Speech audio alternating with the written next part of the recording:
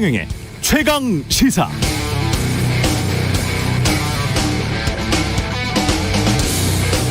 네, 정부가 34세 이하 청년빚 부담을 덜어준다는 최근 발표를 보면서 좀 의아했습니다. 금융위가 이 발표를 하기 전에 고용노동부는 반대로 윤석열 정부 5년간 노인 일자리 등으로 대표되는 직접 일자리는 축소하겠다고 했거든요. 영끌 투자, 코인 투자해서 빚 늘어난 청년들까지도 국민 세금으로 빚 부담은 덜어주면서 노인 일자리는 축소하겠다? 민간에서 최대한 일자리를 창출하겠다는 정부의 의도는 이해합니다. 그러나 이상한데요. 노인들을 받아줄 민간 일자리가 없어서 정부가 공공부문 일자리를 만들었던 건데 그건 축소하고 34세 이하 청년의 투자빚 부담을 덜어주는 걸 정부 말대로 따뜻한 마음으로 이해할 수 있는 국민이 얼마나 될까요? 이건 선택적 따뜻함 아닐까 의문이 생깁니다. 그럼 최소한 국민 일반을 납득시킬 명확한 기준을 제시해야 합니다.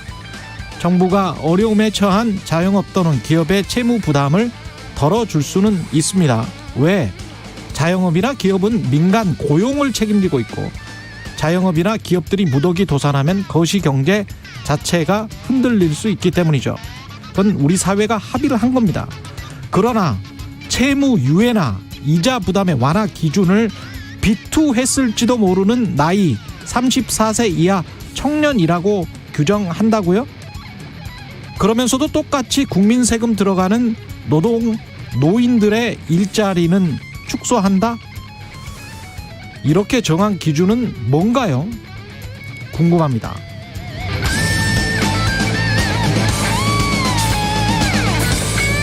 네, 안녕하십니까. 7월 20일 세상에 이익이 되는 방송 최경영의 최강시사 출발합니다. 저는 KBS 최경영 기자고요. 최경영의 최강시사 유튜브에 검색하시면 실시간 방송 보실 수 있습니다. 문자 자면은 짧은 문자 50원, 긴 문자 100원이 드는 샵 9730 또는 유튜브 무료 콩 어플 많은 이용 부탁드리고요. 오늘 인터뷰 대우조선 하청업체 파업 사태 관련해서 권기섭 고용노동부 차관 그리고 강인석 전국 금속노조 거제 통영고성 조선 하청지회 부지회장과 각각 만나보겠습니다.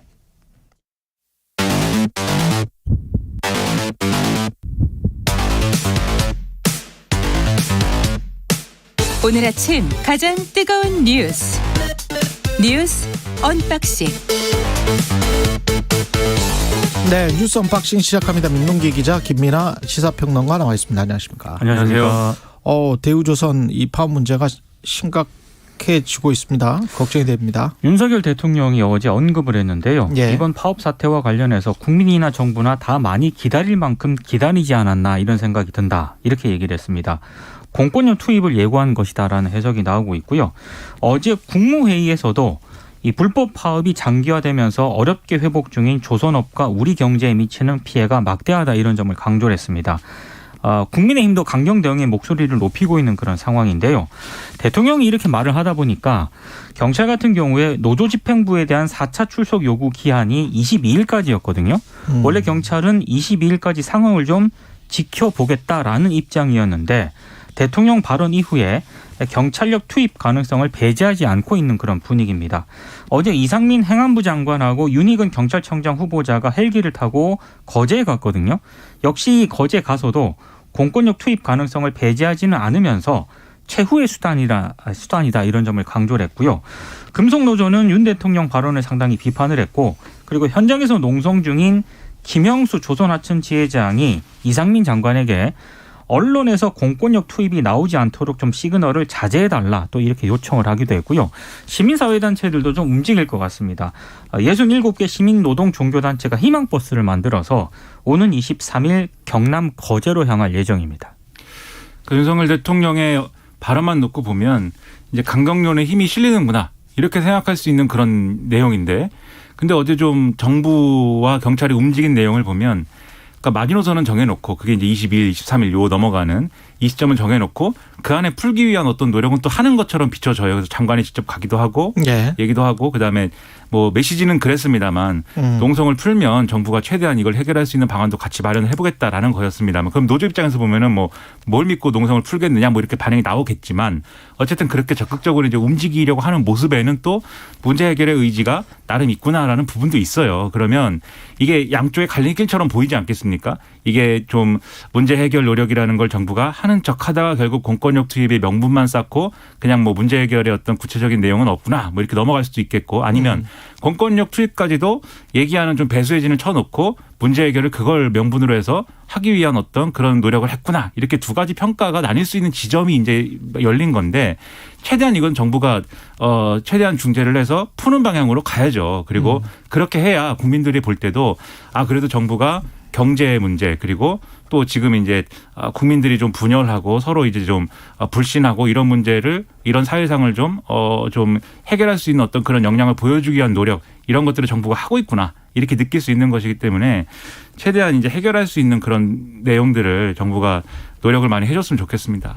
그 정부나 사측이 주장하는 불법 농성 네. 이 부분과 협상 이게 사실은 시점으로 보면은 따로따로 가는 게 아니고 지금 현재 동시 진행되고 있는 거잖아요. 그러니까 네. 협상의 진행 과정에 따라서 농성이 풀릴 수도 있는 것이고 뭐 이게 서로 간에 어떤 주고받는 형태가 지금 끊임없이 되고 있는 것 같아요. 그러니까 노동조합 입장에서는 농성을 그 협상 제대로 된 협상안을 가지고 그걸 어느 정도 받아들일 협상안을 내놓지 않으면 풀어버리면 그러면 당연히 사측에서는 더 이상 내줄 게 없기 때문에 내줄 필요가 없기 때문에 이걸 푼다면 이거는 협상 자체가 아주 좌절될 수밖에 없다. 그런 결과를 가져올 수밖에 없다. 그렇게 생각하는 것 같고. 이제 하청업체 그래서 연계가 서로 돼 있습니다. 하청업체만으로는 이 사태를 해결할 수 있는 교섭력이라고 하는 게 한계가 있기 때문에 그렇죠. 흔히 말하는 원청인 대우조선해양이 나서지 않으면은 예.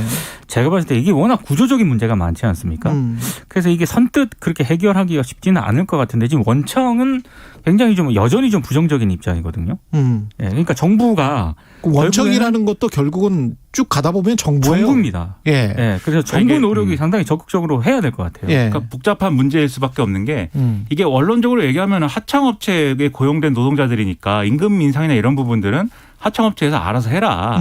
이게 그 원청 대우조선해양도 그렇고 그다음에 산업은행 그 그렇죠. 위에 산업은행 그렇죠. 그 부분도 그렇고 또 여당도 그 얘기를 자꾸 해요. 어제 제가 정부는 좀 노력하는 모습도 있다 이렇게 말씀드렸는데 여당에서 나온 메시지들은 이거 당장 뭐 강경지나 폐라 뭐 이런 거에 가까운 분위기여서 이거 상당히 좀 고약한 거 아니냐 이런 생각도 들었는데 아무튼 이제 그런 분위기인데 그런데 이게 그렇게만 해결할 수 없는 게 그러니까 그렇기 때문에 하청 노동자들 입장에서는 협상력을 지지하기 위해서 자기들이 협상력을 이 지지대로 지지하기 위해서 그래서 이제 농성으로 갈 수밖에 없는 거고 이 조선업이라는 게 일반적인 다른 사업장처럼 자체적인 어떤 동력에 따라서만 이렇게 굴러간다기보다는 국가의 기간 산업처럼 이렇게 여겨지는 그런 측면이 있어가지고 밀접한 연관이 국가 정책이나 이런 거하고 밀접한 연관이 있는 거고 그리고 지금 회사의 상태가 앞서 말씀하셨듯이 산업은행 등등의 채권단이 좌우할 수밖에 없는 그런 상태인 거잖아요. 그렇죠. 장기화되어 있는 그런 구조가 있는 거잖아요. 예. 어떤 기준으로 봐도 정부가 개입해서 중재하고 풀어야 되는 그런 상황이라는 것은 부정할 수가 없기 때문에 여기서 정말 능력을 보여줘야 지금까지는 여러모로 이 새 정부가 능력을 발휘해야 되는 데서 발휘하지 못하고 있는 거 아니냐 이런 지적 많았는데 이번엔 정말 능력을 발휘해서 문제 해결 능력이 있다는 걸 보여줘야죠. 문제 해결 능력이 있다는 건 이게 문제를 잘 푸는 능력을 그렇죠. 말씀하시는 네. 거죠. 예. 만약에 공권력 그냥 투입해서 이건 원칙대로 처리한다. 이건 문제 해결 능력이 아니고 예. 갈등 유발 능력인 거죠. 예. 여당은 이런 이야기를 했었군요. 정부 모든 수단 동원 엄중히 대처해야 지금 김연아 평론가가 이야기한 뉘앙스가 그러네요. 시대착오적 불법 파업을 즉각 중단하라. 이게 여당의 메시지입니다. 지금 상황에서는 무책임한 메시지입니다. 예. 대통령실 6급 사적 채용 논란에 관해서 좀 이야기를 해볼까요? 또 나왔습니다. 윤 대통령이 검찰 재직 시절 함께 일했던 주기현 전 국민의힘 광주시장이 있었거든요. 이 후보의 아들이 대통령실에서 근무하는 것으로 확인이 됐습니다. 대통령실 부속실 6급 직원으로 채용이 됐다라고 하는데요. 이 주기현 전 후보 같은 경우는 이분이 어떤 분이냐? 윤 대통령이 2003년부터 2년 동안 광주지검에서 근무를 했었는데 수사관과 검사로 인연을 맺었다라고 합니다.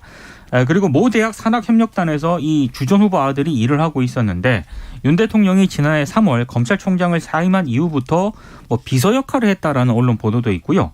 그리고 대선 캠프에서 일정 관련 업무를 맡았던 것으로 일단 알려졌는데 강인선 대변인이 어제 강하게 좀 반박을 했습니다. 이 주 씨가 대선 후보의 일정을 뭐 구상, 사전, 조율, 실행하는 일정기획팀의 막내 구성원으로 8개월 동안 근무를 했다. 이런 예. 점을 강조를 하면서 그 노력, 능력을 인정을 받아서 인수위에 합류했고 대통령실에서 그래서 정식 채용됐다라고 강조를 했습니다. 사적 채용 논란이 제기되는 것에 대해서 강 대변인은 이전에는 전혀 들어본 적 없는 틀로 호도하고 있다. 대선 승리를 위해 헌신한 청년에 대한 역차별이다라고 반박을 했고요. 대선 기간 아무 일도 하지 않았는데 기존 경력으로 채용을 한다면 오히려 그게 불공정이다. 이렇게 입장을 내놓았는데 사실 이 강 대변인 입장에 대해서 이런 비판도 있습니다. 본인이 대통령실 대변인으로 임명이 됐는데 예. 지금 본인 논리로 본인이 지금 반박을 당하고 있다. 왜냐하면 대선 기간 동안 별 일도 안 했는데 기존 이제 언론사 경력으로 들어온 거 아니겠습니까? 그렇죠. 예, 뭐 그런 비판도 제기가 되고 있고 여러 가지 논란이 좀 제기가 되고 있습니다. 저는 권력이라는 게 특히 대통령의 권력이라는 게 한국에서 뭐 이론은 어떨지 모르겠습니다만 얼마나 무겁고 큽니까? 얼마나 커요 대통령의 권력이라는 게. 그렇다고 하면은 이 대통령의 권력을 얼마나 논란 없이 그리고 큰 어떤 그 사고 없이 잘 다뤄서 정말 문제가 없는 그런 국정 운영을 할 것이냐. 여기에 모든 어떤 관심이라든가 논의가 집중될 필요가 있는데 지금 얘기가 좀 이상해요. 그러니까 이 사람은 열심히 이게 아버지가 비록 이제 대통령의 최측근 출신인 인물이긴 하지만 이 아들이 열심히 이 기여를 해서 선거에 기여를 해서 그 기여한 바를 이제 평가받아서 채용이 된 것인데 뭐가 문제냐. 그래서 이게 부모가 뭐 어쨌다라는 이유로 이 청년의 이제 채용을 막는다라고 하면은 첫째 그것은 연자제이냐, 둘째 그것은 역차별이냐 이렇게 얘기를 하는데 연자제냐 역차별이냐 이 문제가 아니라 이게 대통령의 최측근의 자제이기 때문에 오히려 이 권력의 어떤 중심부에서 멀어지게 해야 된다라는 게 그렇게 뭐 비상식적인 얘기입니까? 저는 그렇게 비상식적인 얘기라고 생각되지 않고. 그럼 우리 고려시대 조선시대 다 있었잖아요. 왜 그렇죠. 상피제라는 게 왜 있겠었어요? 그러니까요. 예. 근데 그거를 역차별이다 연자제다 이렇게 얘기해버리면. 그럼 뭐 서양의 네포티즘이라는 건 네포티즘 하지 말라고 하는 거지 않습니까? 그렇죠. 현대 정치에서 정실주의 인사 하지 말라. 친척이나 조카 뭐 이런 거 하지 말아라. 그거는 옆에 있는 사람이 영향을 받아요 또. 그렇죠. 옆에 있는 사람이 저 사람은 어떻게 해서 이 뭐 주기한 씨라는 결국은 아빠 찬스인 거지 않습니까? 그렇죠. 예. 네. 그렇죠. 아빠 덕분에 들어온 거잖아요. 8개월 동안 열심히 일한 것도 있었겠지만 그럼 아빠가 그 사람이 아니었으면 처음부터 그 캠프에 들어가지도 못했을 거 아니에요. 그렇죠. 그렇습니다. 그리고 그런 최측근의 자제인데 플러스 대통령실에 근무하는 그러한 어떤 종류의 이 유무형의 권력 이걸 가졌을 때 어떤 부작용이 일어날 수 있겠느냐에 대해서는 뭐 더 얘기할 필요도 없는 어떤 우려가 있는 거죠. 그러면 이런 우려를 조기에 불식시킬 수 있도록 참모들이 대통령에게 이제 그런 종류의 이제 뭐랄까요 직언도 하고 좀 그런 것들이 필요한데 지금 다 감싸려고만 하고 이걸 좀 이해할 수 없는 논리로 설명하려고만 하고 오히려 그런 모습이 이 국민들이 볼 때는 이게 우리가 느끼는 어떤 그 이해하기가 문제하고는 힘들죠. 그렇죠. 거리감이 느껴질 수밖에 없는 거거든요. 그게 그런 대응과 태도가 최근에 지지율 하락이나 이런 것들로 번지고 있는 거기 때문에 제가 볼 땐 대변인이 제대로 이걸 설명하고 해명했다고 느껴지지가 않아요. 그래서 이건 좀 문제가 아닌가 싶습니다. 한두 사람이 아니잖아요. 그렇죠. 그렇죠. 이게 더 문제인 거죠. 몇 명입니까? 네. 그리고 지금 곰곰이 한번 생각을 해보세요. 그 대통령실이나 집권 여당도 대통령이 말한 거는 능력 위주의 인사였거든요. 그게 공정과 상식에 부합한다라고 했는데 이런 사람들이 대통령 주변에서 일을 하고 있다라고 언론이 보도를 할 수 있게 된 근거가 어떻게 될까? 대통령실에서 나온 보도예요, 이거는. 그렇죠. 대통령실에 누군가가 이런 사람이 있다라고 제보를 하니까 이런 사람도 있어요. 저런 사람도 있어요. 그러면서 지금 끊임없이 나오고 있는 거거든요. 네. 그렇죠. 그러면 그걸 제공하는 사람들은 누굴까? 공정하고 상식적으로 채용이 된 대통령실에 있는 누군가는 어공과 늘공 이야기를 나경원 전 의원도 했었는데 네, 그렇죠. 이것도 어공과 늘공 대통령실 청와대라는 조직이 보통 그렇거든요. 어공과 늘공의 긴장 관계가 있어요. 그렇죠. 그러면서 어쩌다 공무원이 된 국회에서 보좌관 했던 사람들이랄지 뭐 이런 사람들의 능력을 늘공 그 고시 출신들이 이렇게 살펴봅니다. 네. 살펴보면서 이 정부가 제대로 일할 수 있는 사람을 데리고 왔는가. 그러면서 서로 간의 그 능력을 좀 콘테스트 그렇죠. 해보는 네. 초기에는 그렇게 경쟁해보는 그런 것들이 있거든요. 그러면서 이제 협조를 해나가는데 보통 청와대나 대통령실이.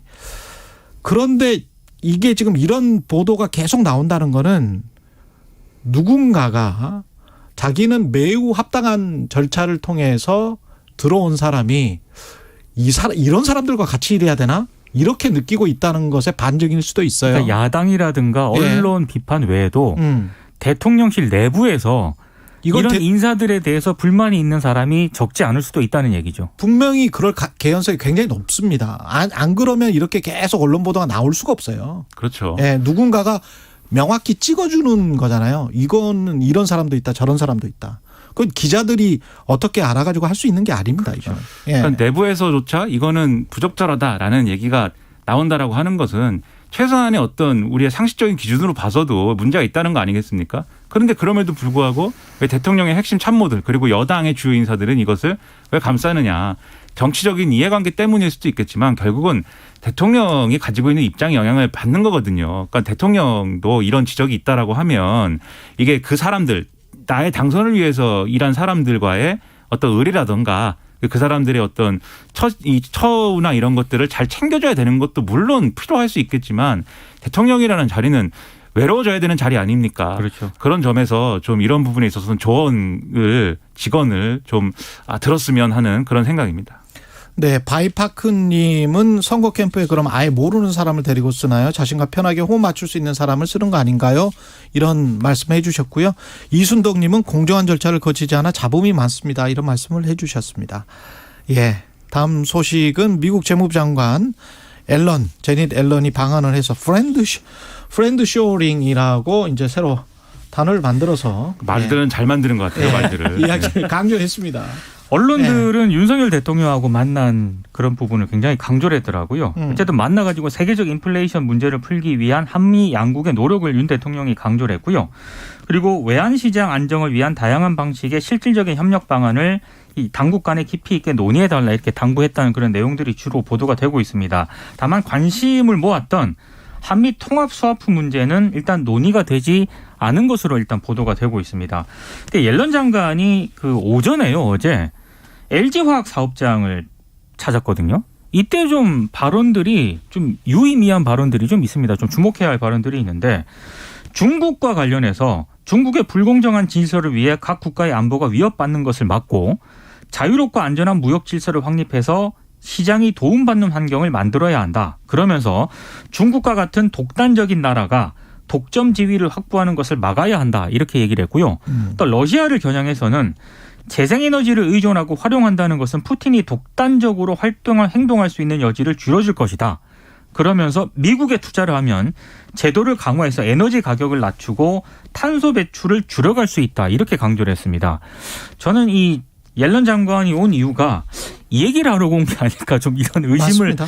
하고 있고요. 그리고 말씀하신 것처럼 한미 프렌드 쇼어링을 필요성을 강조를 했는데 프렌드는 친구고 쇼어링은 기업의 생산시설을 구축하는 거잖아요. 그렇죠. 요거를 이제 강조를 했다는 것도 상당히 눈여겨볼 대목인 것 같습니다. 그러니까 쇼어링이라는 게 한동안 이게 리쇼어링 그렇죠. 이야기를 우리가 그렇죠. 많이 했어요. 네, 리쇼어링이라는 오프쇼어링에 반대되는 리쇼어링 이야기를 많이 그렇죠. 했습니다. 예. 단순해서 얘기하면 이게 공장이 저렴한 인건비나 이런 거를 찾으러 밖으로 나간 거를 다시 돌아오게 만들자 뭐 이런 거잖아요. 돌아오게 그렇습니다. 만드는 것에 대한 조건을 만드는 얘기잖아요. 리쇼어링 얘기가. 예. 근데 그거를 예를 들면은 우리나라 밖으로 나간 중국으로 나간 공장을 국내로 다시 들여오는 게 아니고 프렌드들에게 돌려준다. 그러니까 프렌드들끼리 쇼어링을 하는 것이다. 그렇죠. 라는 개념을 지금 얘기하고 있는 건데 그러니까 말을 잘 만들어요. 근데 옐런 장관이 얘기한 그 두 가지 부분들 그래서 LG 배터리 얘기잖아요. LG 배터리 반도체 첫 번째로. 얘기죠. 네. 네. 그래서 배터리 반도체 이런 부분에 있어서 바이든 대통령이 방한했을 때랑 비슷한 이제 효과 그래서 주장한 것이고 그다음에 러시아를 겨냥한 재생에너지 문제 러시아 가스나 이런 거에 우리가 의존을 하는 부분이 있는데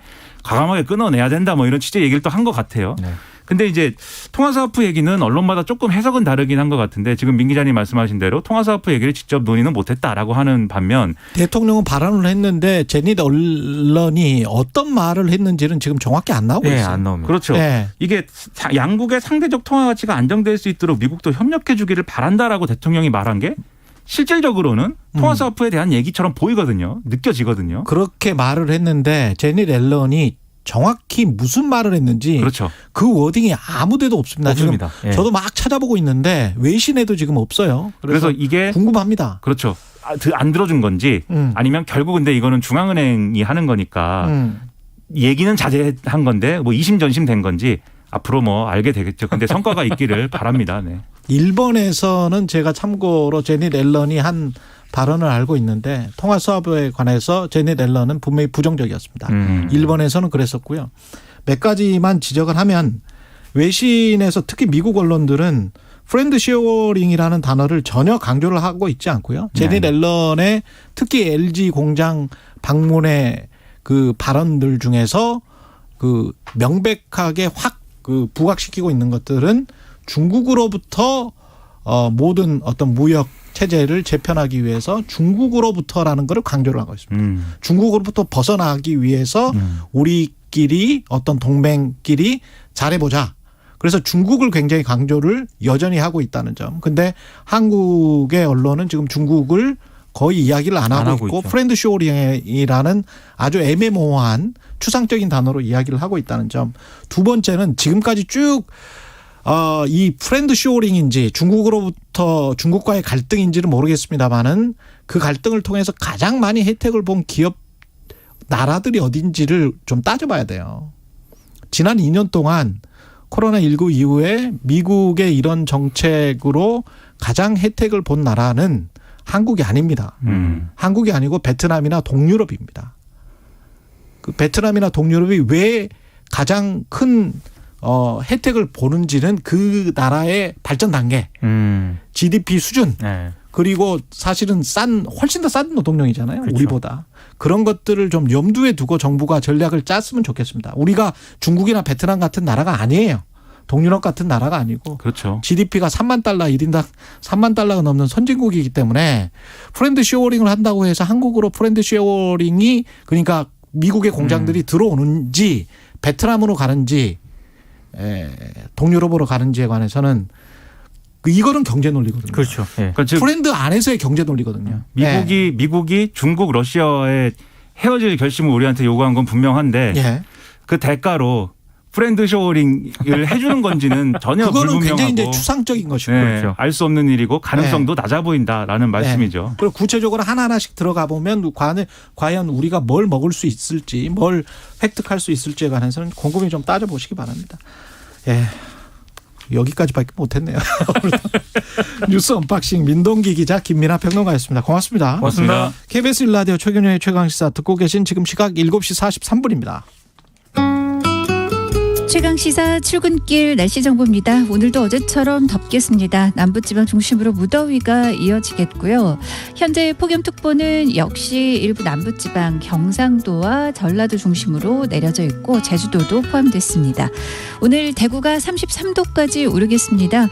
서울 30도, 광주 강릉도 32도 선 예상되고요. 전국적으로 이렇게 낮더위가 있다가 오늘 밤부터 내일 오전 사이에 전국 대부분 장맛비 예보 있는데요. 이번 비도 역시 충청과 남부 제주를 중심으로 지나겠습니다. 오늘은 오전부터 내일 오후 사이에 제주도에 가끔 정체전선의 영향으로 먼저 장맛비 내리겠고요. 오늘 밤부터 내일 새벽까지 수도권에 잠깐 비가 지나고 충청권은 내일 아침까지 그 밖의 지역은 내일 오전까지 가끔 비가 오면서 충청과 남부 제주에 20에서 70mm 정도 강우량 예상됩니다. 그 밖의 지역은 서울로 올라올수록 양이 줄어들어 5에서 30mm고요. 내일은 이렇게 잠깐 일부 지역으로 비가 내린 뒤에 오후에는 또 소나기가 지나는 곳 있고 금요일도 소나기 예보 그리고 토요일과 일요일은 전국에 장맛비 예보 들어있습니다. 지금 서울 기온은 25.5도입니다. 최강시사 출근길 날씨 정보 최영우였고요. 계속해서 이 시각 교통상황 정리합니다. KBS 교통정보센터 이현 씨가 전해드립니다. 네, 평소처럼 나오셨다면 시간 안에 도착할 수 있을 것 같습니다. 출근 정체 오늘 심하지 않습니다. 서울시내 강변북로 구리 쪽으로 행주대교부터 속도가 떨어지는데요. 동작대교까지 가는데 40분 정도 필요하겠습니다. 올림픽대로 하남 방향 행주에서 월드컵대교, 그리고 여의도 구간에서 정체입니다. 경부고속도로 서울 쪽입니다. 수원 부근에서 막히다가 달래내에서 반포 쪽으로 정체고요. 부산 쪽으로 가신다면 한남에서 서초까지나 남사 부근에서 속도가 떨어집니다. 서해안고속도로 목포 쪽으로 수산터널에서 용담터널, 다시 비봉 부근에서 밀리고 있고 당진 분기점 부근에서는 사고를 처리하고 있습니다. 1차로가 막혀 있고요. 부근에서 밀리고 있으니까 조심 운전하시기 바랍니다. KBS 교통정보센터였습니다.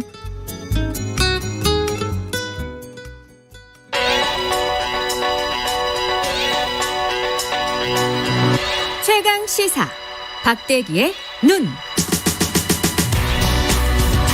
네, 최강시사 박대기의 눈 시간입니다. KBS 박대기 기자 나와 있습니다. 안녕하십니까? 네, 안녕하십니까? 예, 제니 렐렌 미국 재무장관 아까 이야기를 했었는데, 네. 일단 방한한 이유, 주목받는 이유를 어떻게 봐야 될까요?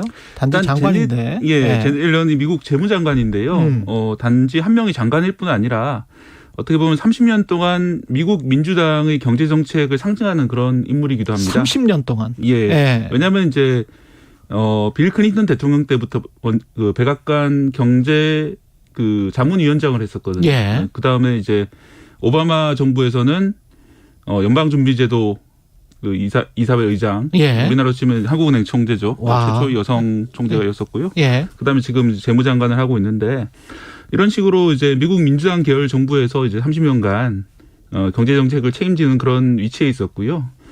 그래서 이제 뭐 와서 이제 한마디에 대해서 좀 많이 주목을 하는 것 같습니다. 민주당의 경제 대통령이군요. 그렇죠. 네. 미국 민주당의. 네. 그 사실은 최경영의 최강기사에서 이 한미 통화 수합을 꼭 해야 된다. 네. 그런 이야기를 많이 했었거든요. 한 달여 전부터. 근데 대통령이 그 뉘앙스 비슷한 이야기를 했습니다. 실제로. 네. 이번에. 예. 그래서 그 윤 대통령이 이제 옐런 장관 만나서 양국의 상대적 통화 가치가 안정될 수 있도록 미국도 협력해 주기 바란다라고 했는데 이게 결국은 이제 환율 안정을 위해서 통화 스워프를 그렇죠. 넌지시 이제 암시라는 그런 말이었는데요. 예. 여기 대해서 이제 옐런 장관이 뭐 수락을 한다, 뭐 아니다 이런 말은 없었습니다. 다만 이제 보도자료가 배포된 것은 우리 측 보도자료에 따르면 공급 장치를 외화 유동성 공급 장치를 실행할 수 있다는 인식을 공유하기로 했다. 인식을 공유하기로 했다. 예, 그런 좀 어려운 말로 되어 있습니다. 인식을 공유했다도 아니고 공유하기로 했다. 네, 그러니까 미국 측 보도자료는 혹시 없습니까? 예, 저도 미국 측 보도자료까지 확인을 하지는 못했는데요. 예. 결국은 이제 이런 이야기들을 조금 나누긴 했는데 뭐 긍정적으로 검토해보자 이런 말이 오가지 않았을까 그래 추측만 되는 그런 상황입니다. 당장 뭐 통화 수합은 하지 않는다는 거네요. 예, 우리도 지금 뭐 환율이 1,300원, 달러당 1,300원이 넘어갔기 때문에 상당히 답답한 그런 상황인데요. 답답하네요. 예. 사실 전 세계적으로 이렇게 달러화에 대비한 각국의 통화가 평가절하되고 있는 상황이기 때문에 미국 입장에서는 우리나라만 이렇게 해주기도 어려운 그런 상황입니다. 그래서 아마도 여지는 남겼는데 예를 들어서 실제로 위기 상황이 벌어지게 되면은 좀 다른 식으로 행동할 수가 있는데 당장은 좀 시행되기가 어려워 보이지 않나 이런 생각이 듭니다. 그럼 바로 옆 나라 캐나다랑은 뭐 상시적으로 사실은 통화 수합을 하지 않았습니까? 네, 우리나라는 지금 캐나다랑 통화 수합화가 돼 있는 상태고요. 예. 무기한 수합화가 돼 있기 때문에 예. 뭐 캐나다 달러 같은 경우에는 쉽게 구할 수가 있게 되는데요. 미국 달러는 좀 문턱이 높은 상황입니다. 그 오전에는 이제 우리 기업 LG를 특이하게 또 재무부 장관이 LG를 갔어요. 네. 기업을 방문했어요. 네, 지난번 바이든 대통령 방한 때부터 우리나라 기업부터 먼저 찾아가는 게 하나의 그 관례처럼 돼버렸는데요. 이게 결국은 미국 유권자들한테 어필을 하려고 하는 그런 걸로 보입니다. 그렇죠. 네, 우리가 네. 이렇게 해외에 나가서 글로벌 기업들한테 물가 안정이라든지 기술 뭐 개발이라든지 이런 것들을 통해서 또 공장을 프렌드 쇼어링 뭐 그런 것들을 통해 가지고 노력하고 있다는 것을 미국 유권자들한테 보여주려고 이렇게 하는 것 같고요. 예. 이번에 찾은 곳은 마곡에 있는 LG 사이언스 파크인데요. 여기서 LG 화학 쪽의 연구 시설을 둘러본 것으로 이제 전해지고 있습니다. 예. 이 배터리에 들어가는 양극재라든지 소재를 LG 화학에서 개발을 하고 있는데 그런 것들을 둘러보고요. 특히 이제 그 아까도 좀 언급을 해주셨지만은 상당히 중국을 향해서 아주 센 발언들을 많이 내놨습니다. 센 발언들을 많이 했어요. 예. 예. 그래서 이제 중국에 대해서는 중국이 그런 소재에 대한 독점적인 지위를 이용해서 경제적인 침해를 한다든지 또는 그 정치적 영향력을 행사하는 것을 허락할 수 없다, 허용할 수 없다. 그렇습니다. 이런 이 발언이 제일 셌습니다. 네, 그런 발언까지 하는 거 봐서는 또 하필 그 LG 쪽에 가서 좀 LG 입장에서 난처할 것 같기도 한데요. LG도 중국이랑 많이 하는데. 사실은 좀 무역을. 말씀을 좀 드리자면은 이 배터리 소재라는 분야에서는 LG뿐 아니라 전 세계 모든 업체들이 중국에 많이 매달려 있는 상황입니다. 그렇죠. 이 배터리에 들어가게 되는 그 리튬 이온 배터리라고 보통 하잖아요. 그 리튬의 산지는 호주라든지 딴 곳이 많이 있긴 한데, 근데 문제는 재련 과정입니다. 재련 과정. 네, 리튬을 채굴해서 쓸 수 있는 재료로 만드는 그런 재련 공장들이 대부분 중국에 있습니다. 이거는 이제 인건비도 싸고 환경 규제 좀 덜하기 때문에 그렇죠. 다 중국으로 가게 되고요. 그래서 전 세계 리튬의 65% 정도가 중국에서 이제 이렇게 재련돼 생산되고 있고 코발트는 70% 정도라고 합니다. 뭐 그렇기 때문에 우리나라뿐만 아니라 어떤 나라라도 배터리를 만들려면은 중국산 원재료 없이 안 되는 그런 상황이 있기 때문에 심지어는 미국이라도. 예, 맞습니다. 그렇기 때문에 좀 곤란한 점이 있고요. 다만 미국이 이런 식으로 프렌드 쇼어링이라든지 그다음에 이제 동맹국 간의 안정적인 공급망을 갖추겠다고 하면은 아마 언젠가는 미국도 자체적인 재련 공장 이런 것들 어딘가에 확보해 가지고 공급을 해주겠다는 뜻일 텐데 그게 좀 상당히 시간은 많이 걸리지 않을까 이런 생각이 듭니다. 미국 근데 지금 말씀하신 인건비와 그다음에 환경오염 문제 때문에 미국 국내는 아닐 거고 아마도 제 생각에는 중국이 안 되면 이제 베트남이나 인도네시아랄지 뭐 IPEF 우리 가입 이야기했던 그렇죠. 인도랄지 이쪽으로 또 프렌드 쇼링 이야기를 분명히 할 것 같은 그런 지금 전개 과정이네요. 그래서 이제 특히 이제 배터리 같은 경우에는 반도체하고 다르게 원자재 부분에서 중국 의존도가 높기 때문에 좀 상당히 우리나라 기업으로서는 시간이 좀 걸리는 그런 작업이다 이런 생각이 듭니다. 이게 장기적으로 보면 미국이 중국에 대한 의존도 자기들뿐만이 아니고 동맹국들도 장기적으로는 좀 의존도에서 벗어나자. 뭐 이거를 지금 추구하고 있는 거는 뭐 명백해 보입니다. 네, 특히 이제 옐런 장관처럼 민주당 인사 역시 또 민주당 경제통 역시 아주 강한 이제 중국의 독점에 대한 우려 이런 걸 나타냈다는 점이 어제 저는 아주 인상적이었습니다. 반도체 같은 경우는 어떻습니까? 반도체는 사실 그 원천 기술이라는 것들이 미국이나 우리나라 또 일본에 또 타이완에 많이 있기 때문에 사실은 그 중국의 기술이나 중국의 원자재에 대한 의존도는 낮은 편입니다. 다만 이제 반도체 같은 경우에는 수요처 그러니까 시장이 중국에 있는 경우들이 많이 있거든요. 물론 이제 중국 입장에서는 우리나라 반도체를 쓰지 않으면 자기들이 제품 생산이 안 되기 때문에 반도체 입장에서는 그렇게 중국이 그 뭔가 갑질이나 이렇게 하긴 어려운 그런 구조인데요. 다만 이제 사드 배치 관련된 어떤 중국의 보복이나 이런 것들을 보면은 반도체가 아니라 다른 품목을 가지고 예를 들어서 유통이라든지 또 문화 쪽이라든지 이런 쪽을 가지고 보복을 할 가능성이 있기 때문에 중국과의 관계는 좋게 가져가는 것이 좋지 않을까 이렇게 생각하는 게 업계 쪽 분위기입니다. 그렇죠. 업계 쪽 분위기는 그렇고. 근데 미국은 장기적으로는 그렇게 추구를 하는 것 같지만 또 단기적으로 봤을 때는 제가 외신들 보니까 류허라고 그 경제부총리 있잖아요. 중국에. 화상 통화를 했더라고요. 7월 5일인가 6일에. 그 제니 렐런과. 그러면서 서로 간에 그 관세랄지 이런 것 좀 중국이 낮춰줄 수 있느냐고 요청을 했고 제니 렐런도 뭐 그거는 자기들 인플레이션 문제도 있고 그러니까 그거는 또 상호 협력하는 그런 분위기가 지금 조성이 돼버렸거든요. 그러니까 단기적으로는 인플레이션이나 이런 것 때문에 중국이랑 또 손을 안 잡을래야 안 잡을 수가 없는 상황이에요. 장기적으로 보면 물론 이제 조금씩 중국으로부터 벗어나려고 하는 건 맞지만. 그게 이제 외교라든지 또 현재의 우크라이나 전쟁이라든지 또 러시아의 대러시아 포위망이라든지 이런 여러 가지 그런 변수들 때문에 그때그때 외교적으로 좀 다른 식으로 이제 반응을 하는 것 같습니다. 그렇죠. 거기다가 이제 러시아의 그 우크라이나 침공이 있었고 그러면서 이제 우리가 아주 고약하게 중국과 미국 사이에 끼어 있는 그런 형국이란 말이죠. 특히 이제 최근에는 치포 동맹에 가입하라 뭐 이런 이야기들이 있다고 해서 좀 논란이 되고 있는데요. 공식적으로는 치포 동맹이 추진되고 있다 이런 확인되는 곳은 아무데도 없습니다. 하지만 이제 뒤쪽에서 흘러가는 이야기들을 보면은 아마도 치포 동맹 논의는 있는 것 같은데요. 특히 이제 치포 동맹에는 타이완이 끼게 되는데 중국에서는 타이완을 국가로 인정하지 않는 그런 문제가 있기 때문에 아주 좀 중국 관변 매체를 통해서는 강하게 반발하는 그런 기류가 나오고는 있습니다. 치포라는 게 이제 한국, 일본, 대만, 미국, 타이완까지. 타이완까지 그렇게 타이완까지 되는 거죠? 반도체 네. 동맹을 만들자 이런 논의들이 미국을 중심으로 있다고 하는데요.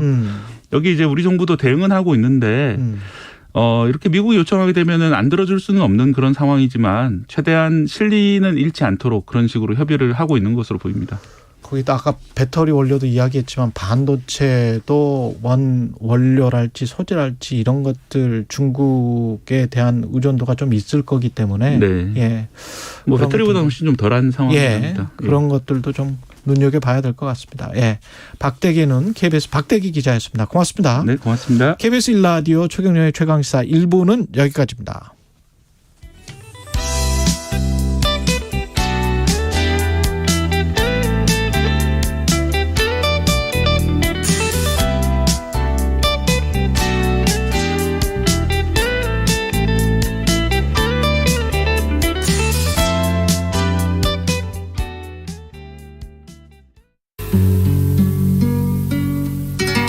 나는 여자로서 남자들처럼 직업을 가지고 홀로 서야 되겠다 하는 생각을 하고 간호사가 되기로 작정했어요.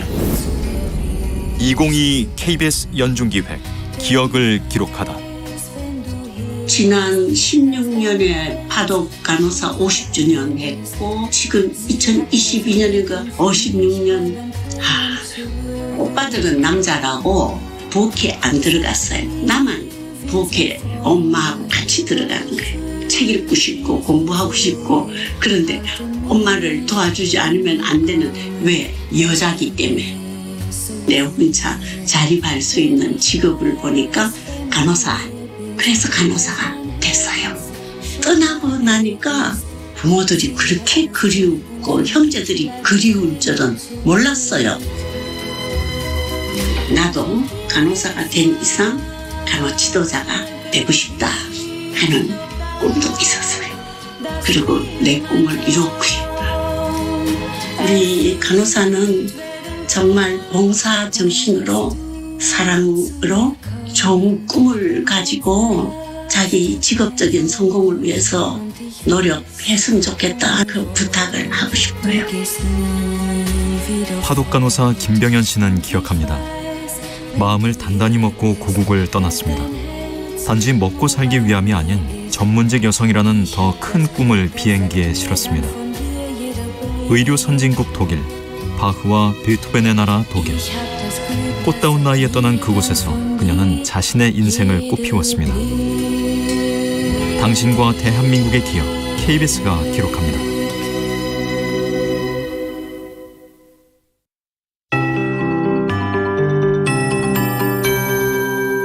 KBS 58분 날씨.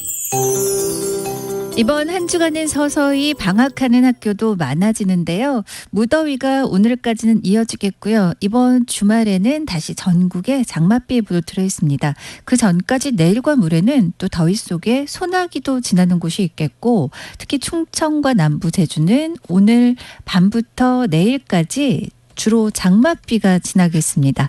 우선 오늘은 무더위인데요. 남부지방 중심으로 오늘도 폭염특보가 이어져 있고 일부 남부지방과 제주에는 폭염주의보 발효 중인 가운데 오늘 제주 32도 선까지 오르겠습니다. 또 대구도 오늘 33도의 기온이 예상되고요. 서울은 30도까지 기온이 오를 전망입니다. 전국적으로 보면 오늘 27도에서 33도 분포를 보이면서 낮 동안 무더위 이어지다가 오늘 밤부터 내일 오전까지 전국 대부분 지역에 비가 오는데요. 우선 오늘 오전부터 내일 오후까지 제주도에 가끔 장맛비가 지난 뒤로 오늘 밤 대부분 지역으로 비가 내려 수도권은 내일 새벽까지, 충청권은 아침까지, 그 밖에 충청 남부 제주는 내일 오전까지 가끔 장맛비 지나겠습니다. 따라서 이 충청과 남부 제주에 비가 집중돼 20에서 70mm, 중부지방으로 올라올수록 양은 줄어 5에서 30mm 정도입니다. 이후로 금요일은 전국에 소나기가, 주말은 전국에 장맛비가 내리겠습니다. 현재 서울 기온 26도입니다. 최영우였습니다.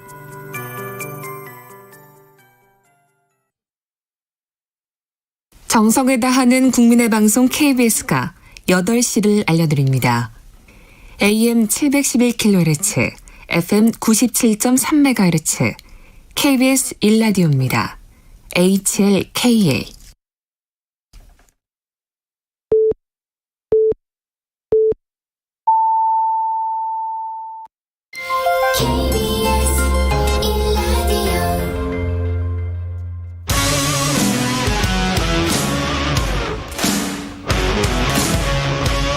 오늘 하루 이슈의 중심 최경영의 최강시사. 국민이나 정부가 다 많이 기다릴 만큼 기다리지 않았나. 어제 윤석열 대통령이 대우조선해양 하청업체의 장기 파업에 대해서 한 말입니다. 파업이 오늘로 49일째. 대통령실은 공권력 투입 가능성까지 거론하면서 노조를 압박하고 있지만 하청노조 역시 물러날 수 없다는 입장인데요. 양측의 입장을 각각 들어보겠습니다. 먼저 고용노동부 공기섭 차관 연결돼 있습니다. 안녕하세요, 차관님. 네, 안녕하세요.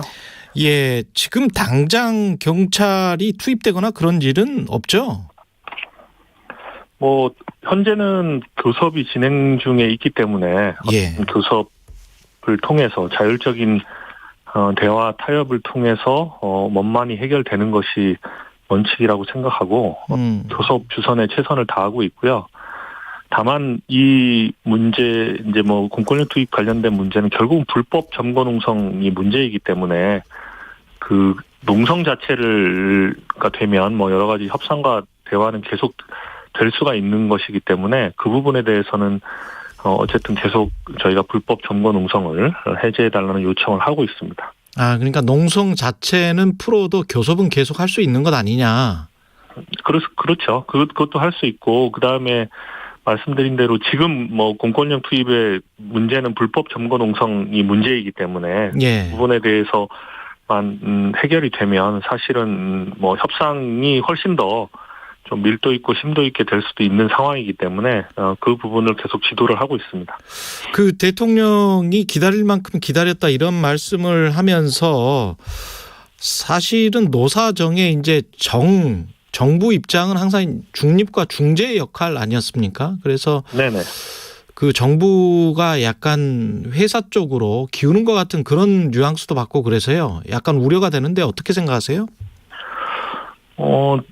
사실은 법 테두리 내에서 원래 노사 협상이라는 게 법 테두리 내에서 노사의 어떤 자율적인 협상은 100% 보장이 되는 것이고 법 테두리 내에서의 노동 3권이라는 건 100% 보장이 되는 것이죠. 지금 이제 아까 말씀의 문제는 결국은 그 불법 점거 농성이 진행되고 있는 상황에서의 이제 협상이 이루어지고 있기 때문에 불법을 해소해달라는 것이 1차적인 이제 정부의 요청이었고 나머지 교섭이나 이런 부분에 대해서는 적극적으로 지금 지원하겠다 하는 것이 그 정부의 입장이고요. 사실 적극적으로 지원하겠다. 네, 농성 자체도 때문에 여러 가지 선의의 피해를 받고 있는 분들이 상당히 많고 작업도 좀 차질이 빚고 있기 때문에 이제 이런 부분을 해소해달라고 요청을 드리는 겁니다. 네. 지금 당장 하청노조가 주장하는 그 삭감된 임금을 이 호황기 때 조금 좀 회복시켜달라. 이거는 그 어떻게 보십니까? 객관적 입장에서 무리한 요구다라고 보십니까? 아니면은 어떻게 보시나요? 그러니까 원상회복이란 단순히 이제 원상회복에 한 어제 협상도 진행이 되고 있지만은 차이는 있는 것 같아요. 그 원상회복이라는 것에 대한 의미에 대한 차이는 있는 것 같고요. 보면은 원상회복의 뜻이 가장 호황기에 수준을 회복시켜 달라는 것인데 아시다시피 그 수년간 조선업계가 불황이 계속되지 않습니까? 최근에 경기 회복된 게 얼마 되지 않고요. 그다음에 인상률 자체도 이제 요구하는 사항은 한 30% 정도 되는데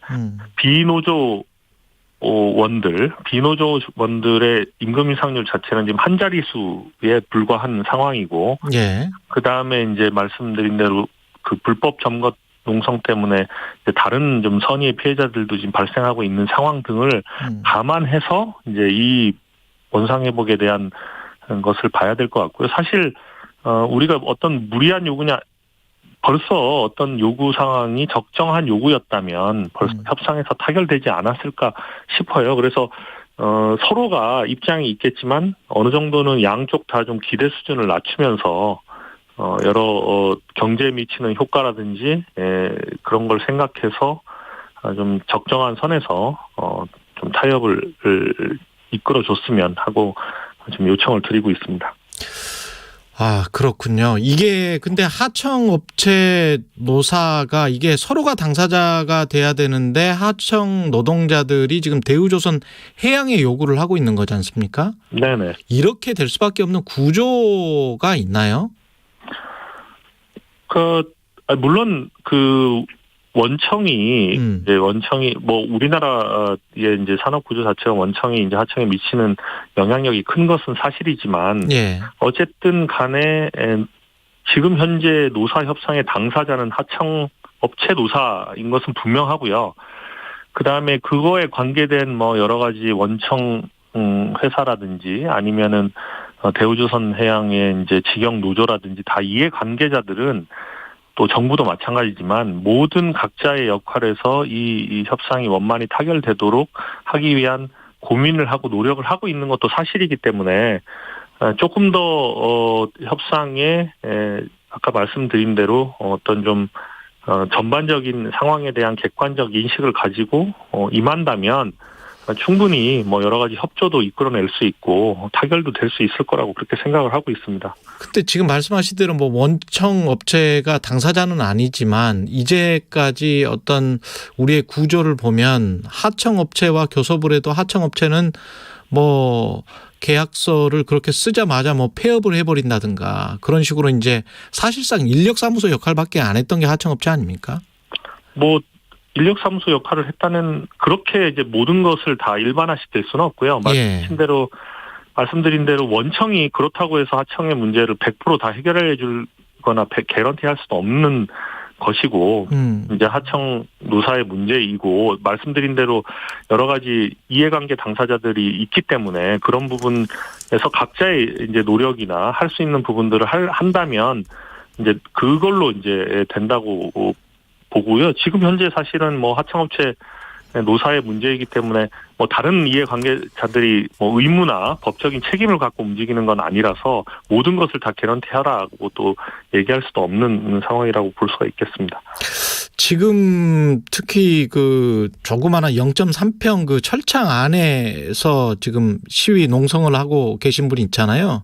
네. 180cm나 되던데 이렇게 격렬하게 이렇게 살 수는 없다라고 이 인터뷰도 했더라고요. 근데 이제 이렇게 격렬하게 싸움, 투쟁 또는 뭐 협상 이런 것을 할 수밖에 없을 정도로 노동자들이 내몰린 거 아닌가요? 지금 상황이? 그 부분에 대해서는 뭐 충분히 이제 여러 가지 공감을 하는 부분이 있고요. 예. 근데 이제 조선업계가 상당히 또 불황이었지 않습니까? 예.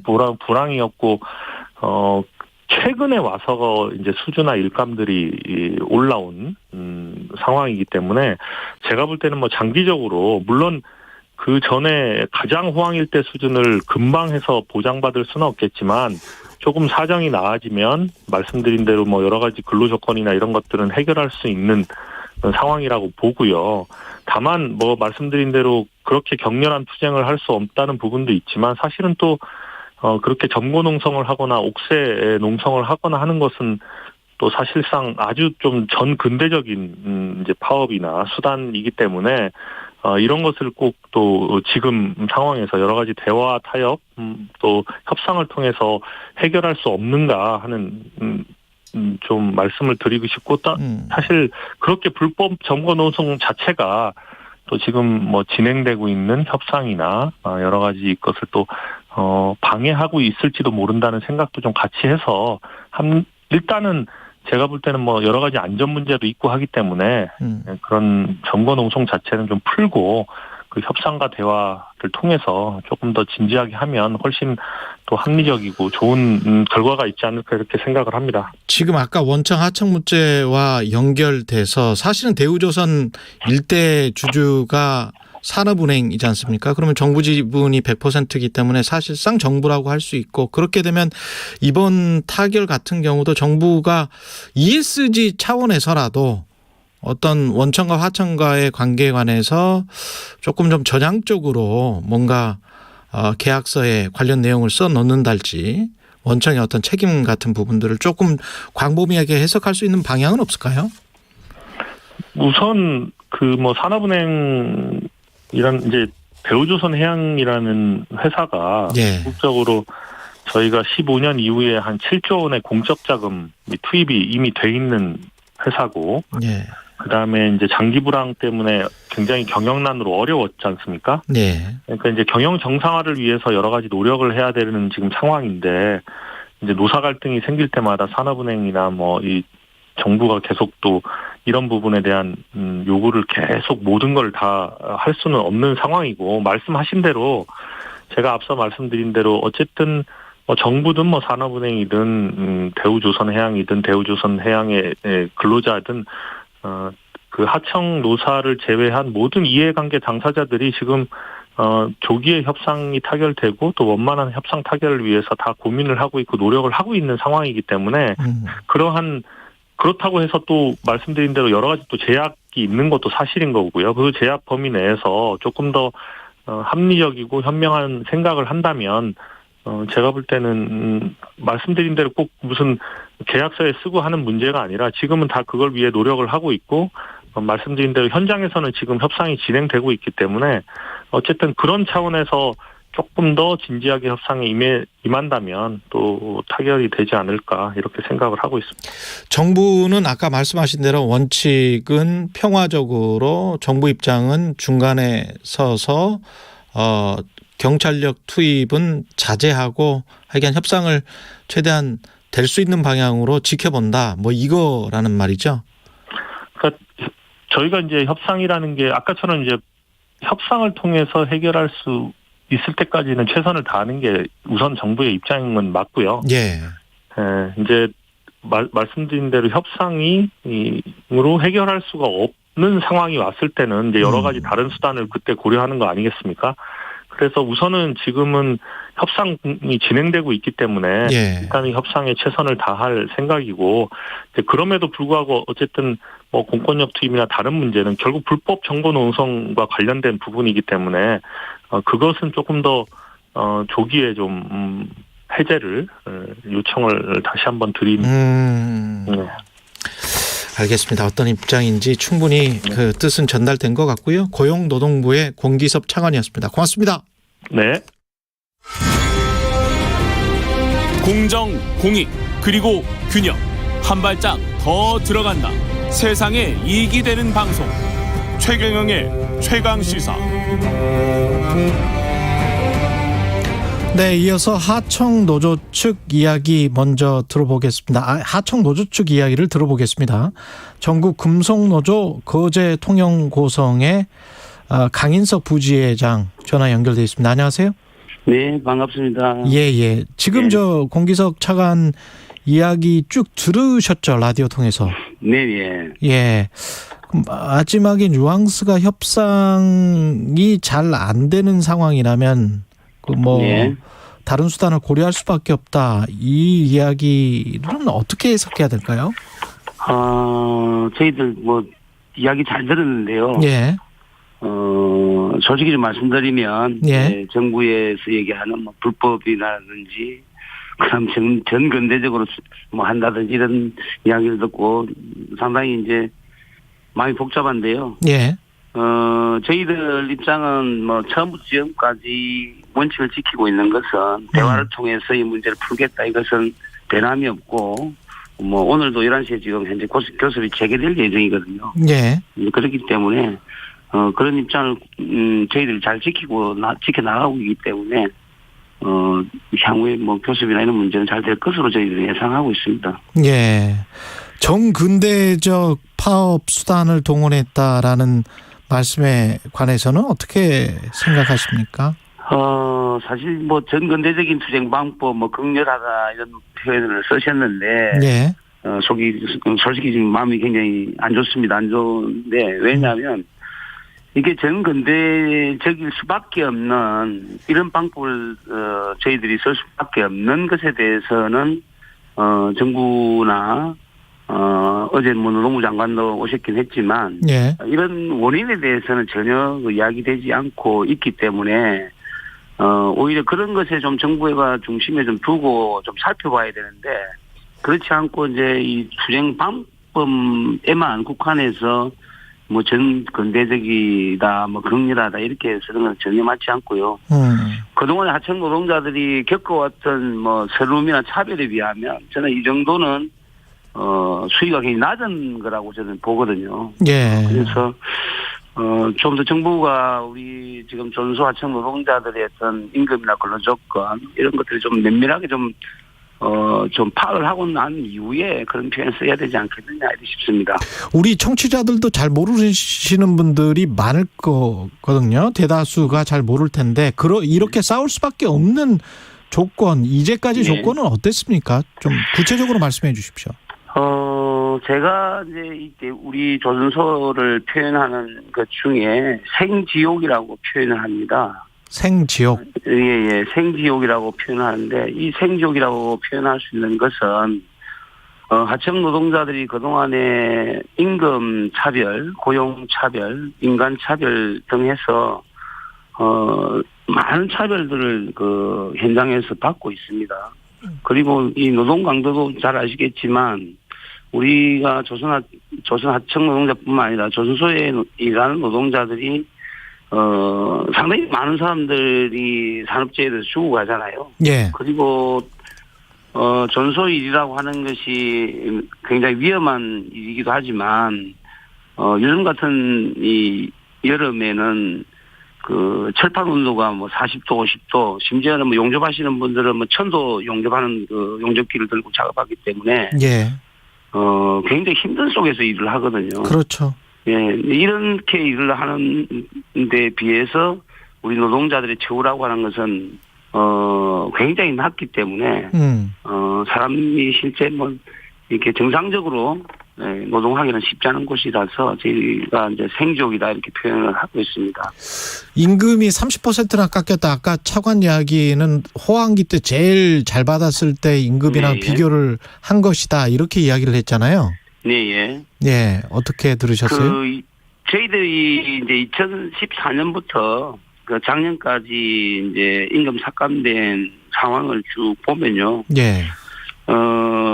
뭐 정부에서 이야기하시는 호황기라고 하는 그 시점에서부터 시작해서 2016년, 2018년, 2021년까지 계속적으로 임금 하락이 있었거든요. 예. 근데 호황기 임금을 달라는 것이 아니라 실제로 이제 3, 4년 전에도 임금이 계속 삭감되고 있었기 때문에 예. 뭐 총금액으로 보면 30%긴 하고요. 예. 근데 이 30%가 호황기로부터 지금까지만 얘기하는 것이 아니고 계속적으로 지금 임금 삭감이 되고 있고 그리고 현재는 이제 주 52시간 되면서 잔업이나 어떤 특권 이런 것들이 굉장히 많이 줄었습니다. 그러다 보니까 실질적인 임금이라고 하는 것이 계속 삭감되어 왔다 이렇게 저희들은 판단하고 있고 그리고 저희들이 이번에 이제 임금 30%를 요구했지만 여전히 저희들이 30% 인상을 요구하는 것이 아니고 지난주부터 진행된 교섭 과정에서 저희들이 30% 인상을 요구했다가 20%, 예. 10% 이렇게 점차적으로 우리 요구안을 줄여왔습니다. 아, 지금은 그러면 10%예요? 어제 교섭에서는 올해 5% 인상, 올해 5% 이상? 예, 내년에 10% 인상 이렇게 요구를 한 바가 있고, 여전히 지금 30% 인상을 요구하고 있는 것처럼 이렇게 호도돼서는 안 된다고 생각이 듭니다. 올해 5% 인상, 내년에 10% 인상. 예.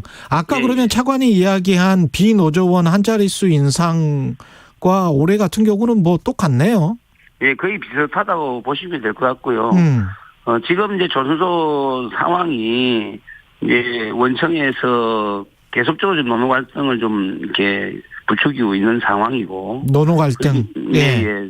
저희들 입장에서 보면은 우리 하청 노동자들끼리 우리 조합원들과 충돌이 일어나거나 이런 것을 저희들은 바라지 않습니다. 그렇기 때문에 저희들이 이제 임금 요구안을 점차적으로 낮춰온 것이고, 예.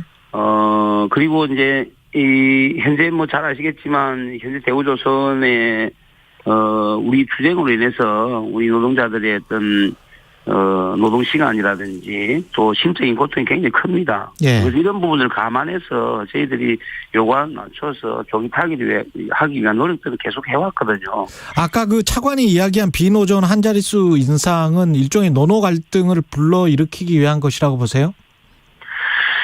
뭐 꼭 그런 건 아니긴 하지만, 예. 지금 이제 우리 대우조선 같은 경우는 하청 노동자들이 한 11,000명 정도 있습니다. 있는데 이제 이분들은 뭐 올해 기성금 인상되면서 일정 정도 임금 인상이 되었고요. 근데 그 임금 인상 수준이 지난 기간 동안에 우리가 저희들 표현으로 보면 빼앗겼다고 얘기하는데, 이게 원상 회복하는 과정에서 보면 올해 인상률은 너무나 미미하기 때문에 실질적으로 임금 인상됐다고 할 수는 없고, 그리고 저희들이 이제 판단하는 것은 주 52시간 되면서 실제로 이제 노동자들이 받아가는 임금 자체가 좀 줄어들었기 때문에 뭐 임금 인상이라고 이야기하기는 상당히 어려움이 있다, 이렇게 보일 수 있겠습니다. 아까 정부의 입장을 보면 기본적으로 두 번이나 강조를 했는데 하청업체 노사의 일이다, 이거는. 그래서 원청인 대우조선해양에게 이야기를 하는 거는 법적으로는 무효하다. 그런 말씀 들었는데요. 그거는 정말 이 대우조선뿐만 아니라 한국 조선 산업에 대한 이해가 너무 낮다, 이렇게 저는 보고 있습니다. 예. 왜냐하면 금방 뭐 말씀을 좀 드렸긴 했지만 저희 대우조선의 경우에는 협력업체, 그다음에 대우조선 해양원청, 예. 그다음 산업은행 이런 구조로 되어 있습니다. 그렇죠. 실제 이제 원청의 경우에는 우리 협력사에 대해서 겉으로는 이제 뭐 기성금이라는 이름으로 지급이 되고 있긴 하지만 업무 지시라든지, 그리고 하청 노동자들에 대한 작업복 안전화, 뭐 작업 도구, 그다음에 업무 시간, 이런 모든 것을 원청이 통제하고 있다고 저희들은 보고 있고, 실제로 이제 그런 일들이 많고요. 예. 그렇기 때문에 협력사가에서 뭔가 독자적으로 할 수 있는 것은 별로 없다, 저희들 판단하고 있습니다. 실제로는 작업 현장에서는 원청이 다 통제하고 있으면서 원청 마음대로 하면서. 네, 예. 그래서 그런 상황이기 때문에 법적 기준으로 뭐 협력사 별도, 원청 별도 이렇게 구분되어 있는 것은 맞지 않고요. 이번 교섭 과정에서도 드러났지만 실제로 이제 우리 협력사에서 임금이나 근로조건, 노동조합 인정과 관련해서는 사실은 이제 독자적인 판단을 할 수 있는 것은 굉장히 제한적입니다. 그럼에도 불구하고 뭐 사측을 구분해서 협력사 하청 노동자들은 협력업체와의 교섭을 중심으로 해야 된다, 혹은 그것만으로 해야 된다고 하는 것은 현대 조선소 특성상 그건 불가능하기도 하고 이치에 맞지 않다, 저희들 보고 있습니다. 그리고 아까 차관이 주장한 건 농성은 풀어도 교섭은 계속할 수 있는 것 아니냐. 그러니까 농성을 먼저 풀고 불법 농성을 풀면 교섭도 더 잘 진행될 것이다라는 그 뉘앙스였거든요. 어떻게 보세요? 저희들은 정반대의 생각을 가지고 있고요. 예. 예, 많은 국민들이 지금 우리 유치한 부재장이나 공농성하고 있는 분들에 대한 걱정이 많은데요. 저희들이 그렇게 선택할 수밖에 없었던 이유에 대해서 좀 관심을 좀 가져주시면 좋겠어요. 저희들이 6월 7일부터 전면 파업을 진행했는데 6월 22일 지금 정권 농성하기 전 약 한 보름 동안에 대우조선 원청 관리자들이 저희들 농성장을 침탈하거나, 그리고 폭력적으로 진압하고, 그 다음에 폭언을 쓰고, 이런 과정들이 일상적으로 벌어졌습니다. 그런 과정 속에서 우리 하청 노동자들과의 갈등, 이런 것들을 계속 만들어 왔기 때문에 저희들은 사실은 전격적으로 판단한 거죠. 우리가 노동자들과의 어떤 충돌 이런 것들을 피하기 위해서 불가피하게 지금 현재 농성하고 있는 그곳으로 저희들이 피신할 수밖에 없었고 노동 갈등을 제소할 수밖에 없었기 때문에 그런 이 판단을 한 것뿐이거든요. 그래서 이 부분에 대해서 좀 더 관심을 좀 가져주셨으면 좋겠습니다. 근데 이게 대통령까지 국민이나 정부가 다 많이 기다릴 만큼 기다리지 않았나 이렇게 발언을 했고 네. 경찰도 지금 뭐 수백 명밖에 되지는 않습니다만 일단 대기를 하고 있는데 그 상황 자체는 어떻게 보십니까? 저는 윤석열 대통령께 좀 드리고 싶은 이야기가 저희들이야말로 기다릴 만큼 기다렸다고 생각합니다. 우리 하청 노동자들이 겪고 있는 어떤 서름이나 차별이나 이런 것은 더 이상 있어서는 안 되겠다 이런 거고요. 지금 뭐 대우조선뿐만 아니고 지금 대형 조선소 5개의 조선소가 있긴 하지만 이 하청 노동자들의 임금이나 노동 조건은 거의 같다고 볼 수 있거든요. 그래서 더 이상 이 하청 노동자들이 인내의 한계는 저는 도달했다 생각하고 이게 이제 폭발 직전에 와 있다 이렇게 좀 보고요. 특히나 이제 인력난 문제가 다 아시다시피 인력난 문제 심각할 정도입니다. 저희들이 늘 주장하는 것이 예전에는 뭐 수주 절벽이라고 했지만 지금은 거의 생산 절벽에 와 있는 상황이거든요. 이제 이런 것에 대한 진단 없이 윤 대통령이 그렇게 얘기하는 것은 맞지 않고 저희들이 공권력 투입에 관련된 저희들 나름대로 준비는 하고 있긴 하지만 저희들이 이렇게 살 수 없지 않겠습니까라고 하는 것은 차라리 저희들이 어떤 극한적인 상황이 와도 우리는 그것에 대해서 공권력이 투입되고 저희들이 침탈된다 하더라도 우리는 끝까지 저항할 수밖에 없지 않느냐 이렇게 생각을 하고 있습니다. 공권력이 투입되는 것에 관해서 준비를 하고 계신다고 했는데 공권력이 만약에 투입됐다면 어떤 사태가 일어날이라고 보십니까? 뭐 요즘 이제 많은 분들이 좀 제2의 용산 참사 이런 이야기를 하시던데요. 실제로 이게 전소의 지금 농성장은 고공이기도 하고 또 이렇게 유치원 부재장 같은 경우는 굉장히 이제 위험한 상황이 있는 거거든요.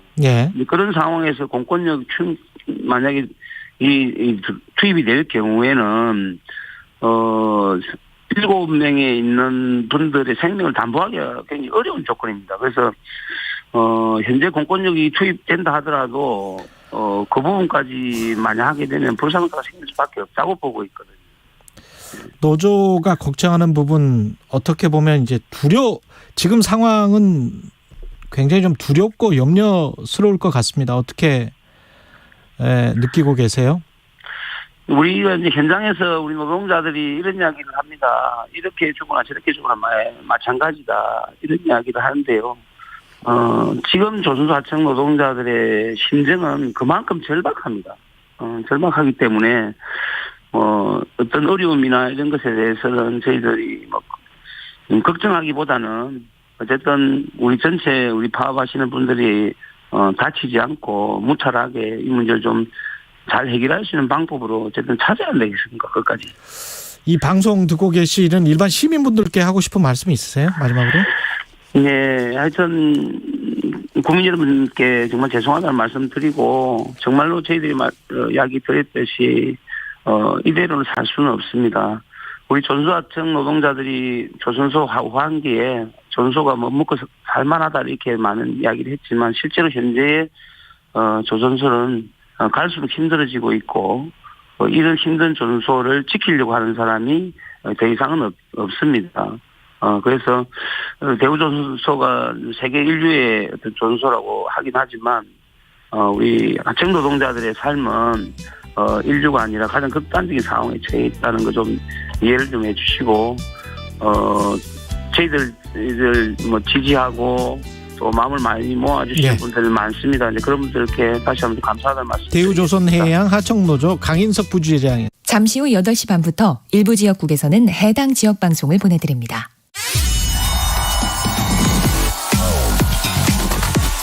여러분 경제가 어려워서 너무 힘드시죠? 그래서 준비했습니다. 대한민국 경제 오디션 내가 경제스타 K. 경제와 관련된 이야기라면 모두 환영합니다. 총 상금 6천만 원을 준비했습니다. 자세한 내용은 오후 4시 5분 홍사원의 경제쇼에서 알려드릴게요. 진행은 서툴지만 내용은 알찹니다. 진실의 편에서, 정의의 편에서, 약자의 편에서 뉴스를 전합니다. 주진우 라이브와 함께 더 많이, 더 오래 웃었으면 좋겠습니다. 매일 오후 5시 5분 KBS 1라디오 주진우 라이브. 지금 시각은 8시 30분입니다. KBS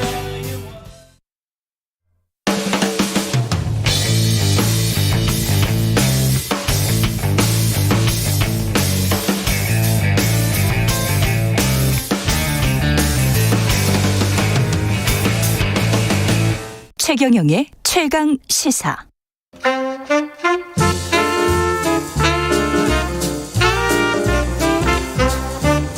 세상의 모든 뉴스를 탐구합니다. 김준일의 뉴스 탐구 생활. 네, 화제가 되는 이슈를 깊이 있게 파헤쳐보는 뉴스 탐구 생활. 세상 모든 것이 궁금한 남자 김준일 뉴스톱 대표 나와 계십니다. 안녕하십니까? 안녕하세요. 예, 오늘의 탐구 주제는 뭡니까? 예, 우리가 뭐 국내도 현안이 많고 뭐 있지만은 또 세계가 어떻게 돌아가는지 좀 알아야 될 거 아니에요. 그렇습니다. 우리 최경영 진행자 또 뉴욕타임스 영어 원문으로 맨날 보시고 그런다고. 뉴욕타임스만 보는 게 아닙니다. 워싱턴 포스트, 월스트리트 저널, 파이낸셜 타임즈, 이코노미스트 다 보고 있습니다. 주변에서는 진짜 읽는 거 맞아? 약간 재수없다 뭐 이런 얘기도 하시더라고요.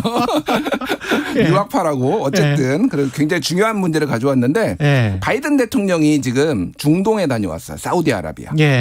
거기에서 이제 석유 증산과 관련해서 사우디와 논의를 했는데 사실상 거절을 당했는데 이게 어떤 맥락이 있는지 세계 정세에 어떤 영향을 미치는지 그리고 최근에 이제 한국의 재무장관, 미국 재무장관까지 왔는데 그 얘기까지 간단하게 다뤄보겠습니다. 아, 이거 재밌을 것 같은데.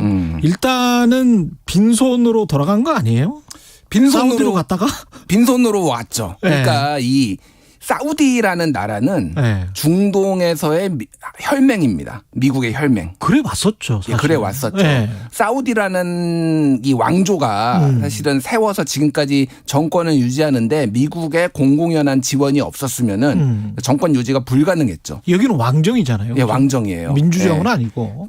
한때 막 이제 소위 말해서 이제 원리주의, 이슬람 원리주의의 바람이 막 불 때도 굉장히 탄탄하게 사우디를 지원을 해와서 그래서 혈맹이었는데 완전 이번에는 미국이 좀 체면을 구겼다. 지금 유가가 너무 뛰고 있잖아요. 내려갈 기미가 안 보이니까 사우디가 증산 좀 해주라. 하루에 1,300만 배럴 정도 생산하고 있는데 더 좀 늘려서 유가를 안정화시켜달라라고 바이든 대통령이 직접 가서 얘기를 했는데 내 할 바 아닙니다. 제가 정확하게는 이렇게 얘기했어요. 무하마드 빌 살만 사우디 왕세자. 여기가 이제 실질적으로 대통령이나 마찬가지거든요. 왕세자가. 되게 많아요. 왕세자가 거기는. 근데 중에서 이 중에서 이제 이 사람이 왕 될 사람이죠.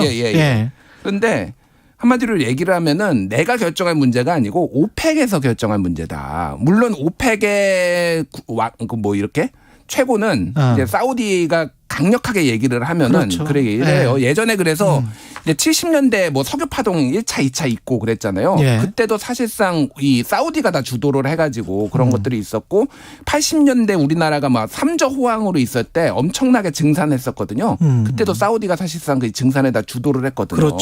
그런 부분에 있어서 어쨌든 사우디가 맏형이니까 오펙에 가서 얘기해가지고 증산 좀 해달라고 그랬는데 됐거든 못하거든 이렇게 거절당한 거예요. 거기다가 이제 가기 전에 사실은 인권 문제가 있는데 가는 게 맞느냐 그러면서 미국 언론이 굉장히 비판을 했는데 가서 또 인권 문제에 관해서 또 굴하지 않고 바이든이 이야기를 몇 마디 했어요. 그렇죠. 몇 마디 했어. 그러니까 이 2018년에 카슈크지 암살 사건이 있었는데 바이든 후보가 강력하게 이거를 그 당시에 비판을 하고 이거를 쟁점화를 했어요. 한마디로 얘기를 하면은 언론인입니다. 그러니까 사우디 출신의 비판적 언론인 카슈크지가 암살을 당했는데 이 배후에 이 무하마드 왕세자가 왜냐하면 사우디 왕가를 비판을 했거든요. 있는 거 아니냐. 이렇게 해서 사실상 굉장히 껄끄러워지는 상황이에요. 그래서 지금 미국에서도 난리가 났습니다. 공화당, 민주당 막 이런 버니 샌더스 막 인권을 저버렸느냐 뭐 어느 나라 상황 같죠 지금. 그렇죠. 막 그러면서 네. 엄청 비판을 받았음에도 불구하고 지금은 경제가 중요하다라고 해서 갔는데 이게 또 안 풀려버린. 그럼 다 잃은 거예요. 경제도 못 풀고 인권 문제도 그렇죠. 문제 후퇴했다 욕 먹고 뭐 이런 상황입니다 지금. 그 왕세자가 인권 문제에 관해서도 당신들 스스로를 돌아봐라. 뭐 이라크 감옥에서 당신들이 했던 인권 유린 이야기를 해버리니까 예. 꽤 난감하게 돼버리고. 굉장히 난감하죠. 그 증상과 관련해서도 그 인플레이션과 관련해서도 아주 난감한 이야기를 해버렸잖아요. 이 왕세자가. 예, 그렇죠. 그러니까 지금 이렇게 유가가 뛰는 이유 중에 하나가 네. 그 소위 말하는 탄소 중립. 그렇죠. 이제 저 서방 세계가 주도를 하고 있죠. 주로 이제 2050년까지 어떻게 하겠다. 이제 탄소 중립을 네. 이제 하는 거. 그거와 관련해서 사실은 첫 번째 타겟은 사실은 석탄입니다. 석탄이 가장 많은 이산화탄소를 배출을 해요. 그 다음에 석유, 그 다음에 뭐 천연가스 뭐 이 순서인데 어찌됐든 이 석유도 약간의 비난의 화살이 있었거든요. 그렇죠. 네. 예. 그러니까 그거에 대해서 불편한 심정을 감추지 않았어요. 너희들이 그래서 이런 화석연료 안 쓴다고 해서 다 줄여놓고는 지금 와가지고 이렇게 하는 게 말이 되느냐 이렇게 하면서 원인이 거기에 있다 또 그렇게 얘기해서 그 인플레이션의 원인은 서방이 주도한 친환경 정책에 있다, 탄소 중립 정책에 있다. 그렇죠. 그렇게 이제 얘기를 하니까 뭐 사실관계 여부를 떠나서 바이든 대통령이 이제 늘려달라고 왔는데 거기에서 면전에 대고 이렇게 했다라는 거는 두 나라가 얼마나 지금 갈등 관계에 있는지 이게 대놓고 드러났다 이렇게 볼 수가 있을 것 같아요. 난감하네. 예. 그 여기에 지금 중동에서 키 나라가 사우디, 그다음에 이란, 이스라엘 뭐 이렇게 되지 않습니까? 그렇죠. 이란은 어떻게 되는 겁니까 지금? 이란은 쉽게 얘기를 하면은 지금 핵무장 북한하고 비슷해요. 지금 핵무장 상황이고 미국의 구상은 지금 중동판 나토를 만드는 거예요. 그래서 중동판 나토. 그래서 여기에 사우디하고 이스라엘을 핵심 국가로 넣는 겁니다. 이스라엘을? 예. 그래서 이번에 그거를 논의도 같이 하려고 그랬어요. 그러니까 이란이 핵무기를 만드니까 이란이 마치 나토의 러시아 같은 국가로 이제 성정을 해놓고 그래서 너희들 싸우지 말고 이게 중요하니까 하려고 했는데 요거가 논의가 안 됐습니다. 이거를 논의도 안 되고? 논의가 안 됐어요. 이거를 관련 논의 자체가 없었어요. 그러니까 그러면 아무것도 안 된 거네. 그거 바이든은 이렇게 하면서 아랍과 이스라엘 관계도 정상화시키고 이란만 고립시키겠다 이런 전략이었군요. 또 이란은 지금 러시아하고 급속하게 가까워지고 있거든요. 왜냐하면 전략적으로 지금 반미 성향이 있으니까. 그럴 수밖에. 그래서 지금 바이든 갔다 온 다음에 푸틴이 지금 러시아 온다는 거예요. 그러니까 이것도 아주 노골적인 거죠. 그러니까. 그래서 이런 식으로 해서 그거에 대응하기 위해서 이란, 러시아와 대응하기 위해서 지금 뭐 이를테면은 동아시아에서는 한미일 동맹 강화하고 있잖아요. 그렇죠. 유럽에서는 나토 정상회의 하면서 지금 굉장히 공공의 적으로 이제 러시아를 하고 중동에서도 이란과 여기 이제 러시아를 고립하기 위해서 이런 구상을 가져가서 요것까지 같이 논의를 하려고 했는데 요것도 안 된 거예요. 그러니까 된 게 아무것도 없다. 또 없네. 미국 입장에서는 그러니까 난리가 났습니다. 미국에서. 그리고 또 이스라엘이 그렇게 또 지금 상황 그러니까 바이든의 이 전략 사우디와 이스라엘을 묶어서 나토를 만드는 거 그렇게 좋아하는 것 같지도 않더라고요. 안 좋아하죠. 거기는 진짜 철천지 왼수예요. 한일 관계 생각하시면 됩니다. 그러니까 안 좋아해 서로. 그러니까 우리도 한미일 동맹이지만은 미일 동맹과 한미 동맹 2인 3각으로 가고 있지 한일 동맹은 아니잖아요. 한일 동맹은 물론 없잖아요, 윤석열 대통령이 약간 그거 뉘앙스를 비춰서 그것도 굉장히 논란이 되기는 했는데 여기는 더 심한 전쟁을 지금 몇 번을 했습니까? 그렇지. 지금 4번을 했거든요. 지금 중동하고 이스라엘하고 그러니까 가까워질 수가 없는데 어쨌든 지금의 미국의 전 세계 전략은 러시아 고립하고 전체주의 국가들 고립하겠다라는 건데 이게 잘 이제 아귀가 잘 안 맞고 있는 그런 상황인 거죠. 게다가 이제 러시아만 있으면 좀 쉬운데 중국까지 있단 말이죠. 여기서. 그렇죠. 예, 중동에서의 중국의 플레이도 만만치 않을 것 같고. 예. 뭐 중국 같은 경우에는 뭐 이미 성명을 여러 개 냈어요. 그래서 한마디로 뭐 쉽게 좀 짧게 요약을 하면은 꽃이다. 성과 못 내서. 꽃이다. 성과 못 내서. 깨처럼 꼬숩다. 예. 뭐 이런 성명을 지금 낸 상황이에요. 그래서 지금 어쨌든 전 세계가 그러니까 그 중국과 러시아와 아니면 반대쪽에는 이제 미국을 중심으로 해서 지금 재편되고 있는 거를 다시 한번 우리가 확인할 수 있었다. 있다라는 거고 에피소드가 하나가 있는데 그 무하마드 빈 살만 그 왕세자하고 바이든 대통령하고 주먹 인사를 했습니다. 주먹 인사를 했어요. 그러니까 또 이게 미국에서 난리가 난 거예요. 아니 암살의 배후에 있는 사람하고 주먹 인사할 수 있냐고. 그 사실상 암살자라고 요구를 했거든요. 그 전에는 요구를 했죠. 그러니까 그거를 이제 기자들이 백악관 기자들이 물어보니까 주먹 인사 질문 말고 딴 것 좀 하시면 안 되나? 이것도 누가 생각이 나죠. 이 바이든 완전히 지금 스텝 꼬였네. 완전히 스텝이 꼬였다라고 이제 할 수가 있을 것 같습니다. 전반적인 미국 언론 평가는 참 안 좋은 거죠. 지금 중동 순방 결과에 관해서. 우리나라 대통령에 대한 평가가 더 안 좋을까요? 한국 언론의 우리나라 대통령의 평가가 안 좋고 바이든 대통령에 대한 평가가 안 좋을까요? 저기도 지금 지지율이 30%로 내려갔더라고요. 30%대요. 그래서 재선의 가능성이 지금 어두워지고 있고 거의 안 되는 안 거야. 나오는 것도 지금 감안하고 있는데 미국에서는 만약에 트럼프가 나오면은 바이든이 다시 나올 수도 있다.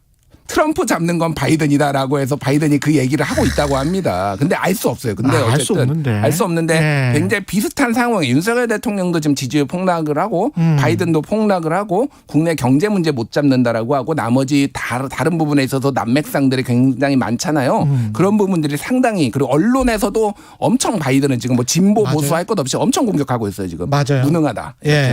무능 프레임의 바이든도 지금 인플레이션도 지금 못 잡았고 그렇다고 해서 뭐 외교를 잘하는 것 같지도 않고 우크라이나 전쟁을 해결하지도 못했고 근데 그런 것들이 다 지금 미국인들이 원하는 거잖아요. 우크라이나 전쟁 해결하고 인플레이션 잡아라. 우크라이나 전쟁이 끝나면 어쨌든 이제 석유가 다시 증가할 테니까 생산량이 증가할 테니까 전 세계의 석유 생산량이 이게 뭐 해마다 엎치락뒤치락 하는데 미국하고 러시아하고 사우디가 비슷비슷합니다. 그 정도로 이제 세 나라가 핵심 국가예요. 사우디한테 거절당했고 러시아는 지금 뭐 석유 수출 그러니까 수입을 안 하는 걸로 지금 제재를 하고 있으니까 이 상황이거든요. 그러면 외교력을 발휘해야 되는데 우크라이나 전쟁 언제 끝날지가 지금 알 수가 없습니다. 지금 완전 장기전 베트남전처럼 되는 거 아니냐 뭐 이런 얘기까지 나오고 있어요. 큰일 났습니다. 이런 상황에서 이제 제닛 앨런이 한국을 찾아서 그 프렌드 쇼링 뭐 동맹 강화 이런 이제 레토릭 수사를 많이 했지만 결국은 계속 미국 편에 서달라 뭐 이런 이야기잖아요. 그러니까 이것도 사실은 뭐가 우리나라와 미국의 입장에서 각각 보면은 무엇이 성과냐라고 봤을 때 둘 다 성과라고 내세울 만한 게 거의 없어요. 그러니까 말만 하고 간 거지 지금. 그러니까 우리나라는 그래서 한미 이제 그 스와프 달러 스와프를 해가지고 통화를 좀 이제 지금 달러 가격이 지금 급등하고 있으니까 우리 원화가 급락하고 있으니까 그거를 해달라고 요청을 했는데 그거에 대해서 명시적으로 답을 못 얻었습니다. 그 답을 못 얻었고. 그러는 와중에서 지금 미국은 치포 동맹에 가입하라고 8월까지 답 달라 이렇게 뚝 던져놓은 상황이에요. 치포 동맹이 뭐냐면은 그러니까 한국하고 일본하고 대만하고 미국이 반도체 공급망을 이제 서로 공유를 하고 이 중국에는 이거를 제공하지 않는다라는 그 동맹에 들어오라라고 지금 해놓은 상황이에요. 아니 근데 그거는 중국에 우리가 지금 한 60% 정도를 수출할 텐데 굉장히 많이 수출해요 반도체.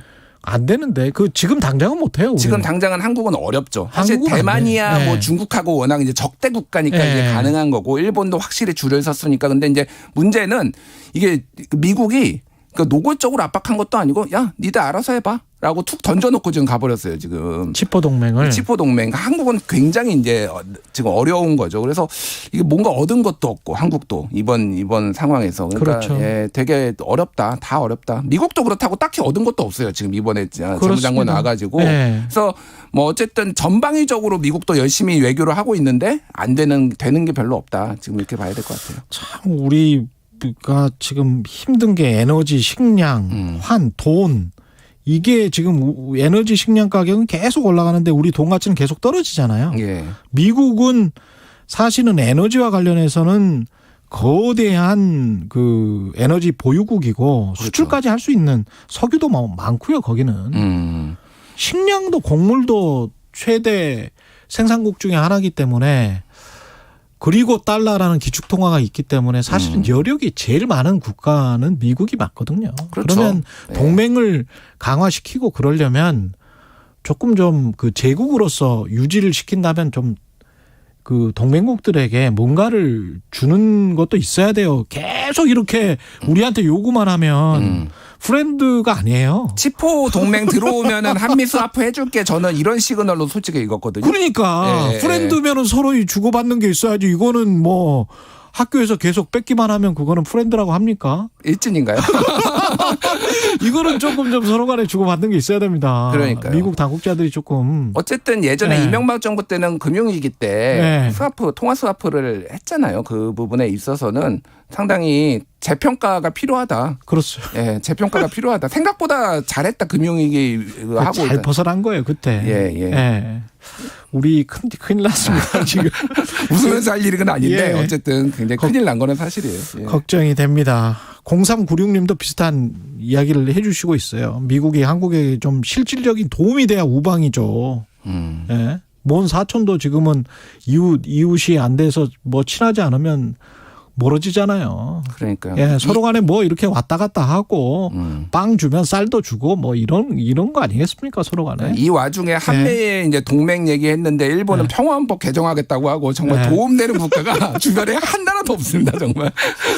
예. 뉴스 탐구 생활 김준일 뉴스톱 대표였습니다. 고맙습니다. 감사합니다. KBS 1라디오 최경영의 최강시사 듣고 계신 지금 시각 8시 45분입니다. 이 시각 출근길 교통정보입니다. 분당서로 청담대교 쪽으로 차도 많은데 사고도 있었습니다. 처리는 마무리가 됐는데요. 복정에서 탄천 1교 쪽으로 가는데 15분 정도 걸리겠습니다. 내부순환도로 성산대교 쪽으로는 고장난 차가 있었고요. 종암분기점에서 연희램프 쪽으로 막히고 있습니다. 수도권 제1순환고속도로 일산에서 구리 쪽으로 가는 길입니다. 노고산 2터널에서 사고가 발생했습니다. 1차로에서 처리 작업을 하고 있고 양주 요금소부터 여파를 받고 있습니다. 구리에서 판교 쪽으로는 남양주에서 상일까지나 하남 분기점에서 광암터널 쪽으로 어렵고요. 다시 서안함에서 송파 쪽으로 밀리고 있습니다. KBS 교통정보센터에서 이현입니다.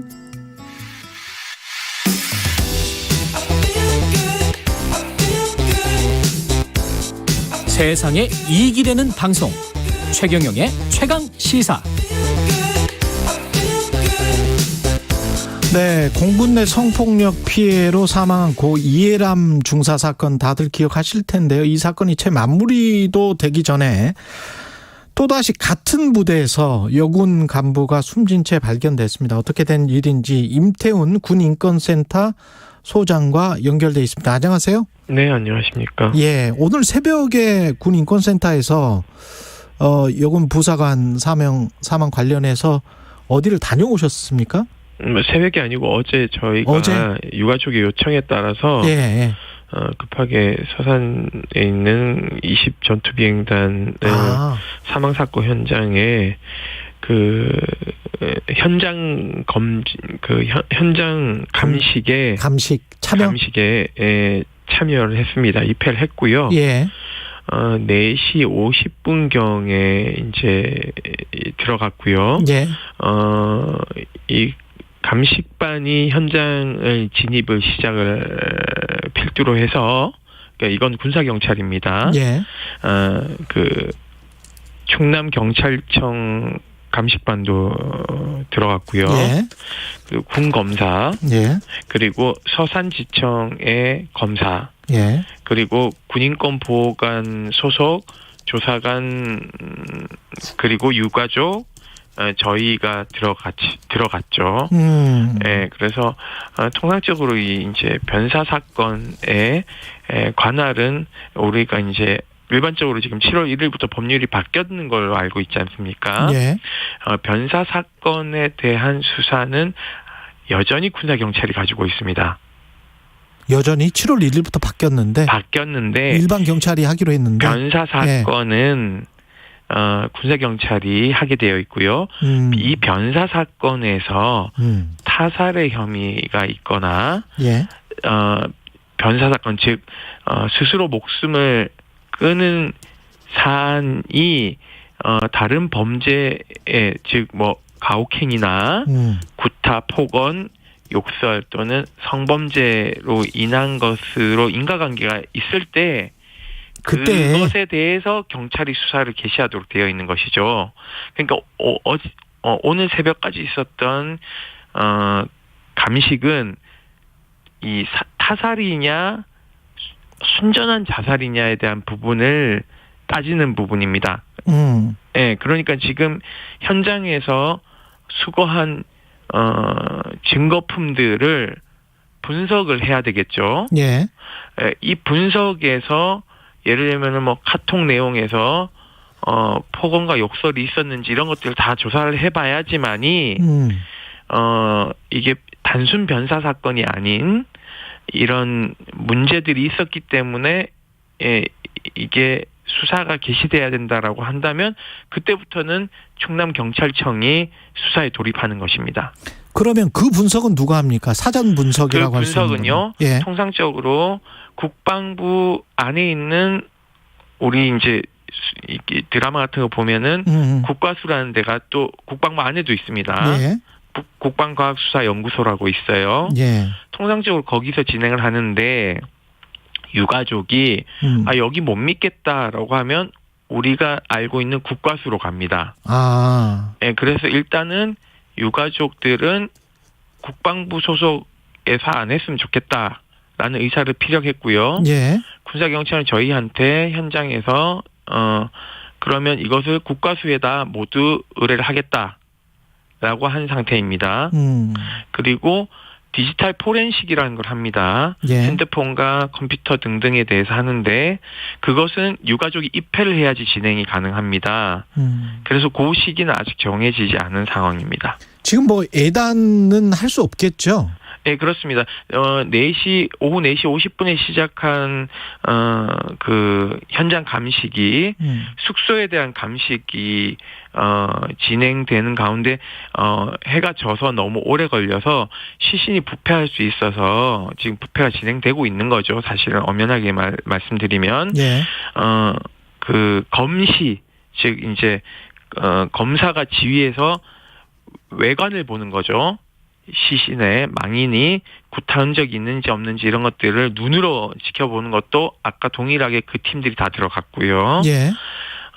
검시만 1시간이 넘게 진행이 됐습니다. 그래서 검시가 1시간 넘게 진행돼서 9시경에 끝났는데요. 밤 9시경에. 예. 그 이후에 숙소에 대한 나머지 그 현장 그 감식이 새벽 12시 30분에 끝났고요. 예. 이어서 차량에 대한 감식을 진행했습니다. 블랙박스 안에 집 같은 것들 다 회수를 했고요. 예. 그 봉인하는 과정들이 다 있습니다. 사진을 찍고 유족이 다 이제 입회해서 그걸 다 했고요. 그 다음에 고인의 사무실에 대한 감식이 이루어졌고 최종적으로 감식이 끝난 것은 새벽 3시경입니다. 그래서 제가 뭐 집에 도착했을 때는 이제 새벽 6시가 넘은 상태였습니다. 그러니까는 오늘 장장 한 6시간 이상 감식이 이루어졌다고 볼 수 있고요. 이 감식에 대한 부분을 감정을 의뢰를 했기 때문에 이거는 시간이 조금 걸리는 지점입니다. 그래서 뭐 타살에 대한 부분이 그 이제 뭐 이렇게 외관으로 이렇게 침입이 있었거나 이런 것들은 이제 존재하지 않는데 예. 이게 이제 자살에 이르게 된 경위가 다른 부분이 있는지는 좀 시간이 걸릴 것 같습니다. 분석하는 데는요. 예. 네. 근데 이게 20 전투 비행단이 어떤 곳이길래 이런 일이 자주 발생을 하는지 어떻게 생각하세요? 20 전투 비행단은 아시다시피 작년 5월 21일 그 이해람 중사가 사망한 부대와 동일한 부대입니다. 예. 1년 한 조금 지난 상황에서 나이가 한국 나이로 22세밖에 되지 않은 여군 하사가 다시 스스로 목숨을 끊었다는 것은 많은 국민들이 봤을 때 납득이 되지 않은 지점이 있는 것이고, 그렇죠. 유가족 또한 딸이 왜 죽었는지에 대해서 좀 실체적 진실을 가리는데 이러한 일들이 있었기 때문에 군을 신뢰하지 못하는 대단히 불신하고 있는 상황은 군이 어떻게든 간에 국민들에게 머리를 조아려야 되는 지점이라고 저는 생각하고 있습니다. 가족의 말은 지금 가족 문제나 주변 문제, 다른 문제는 아니라는 거죠?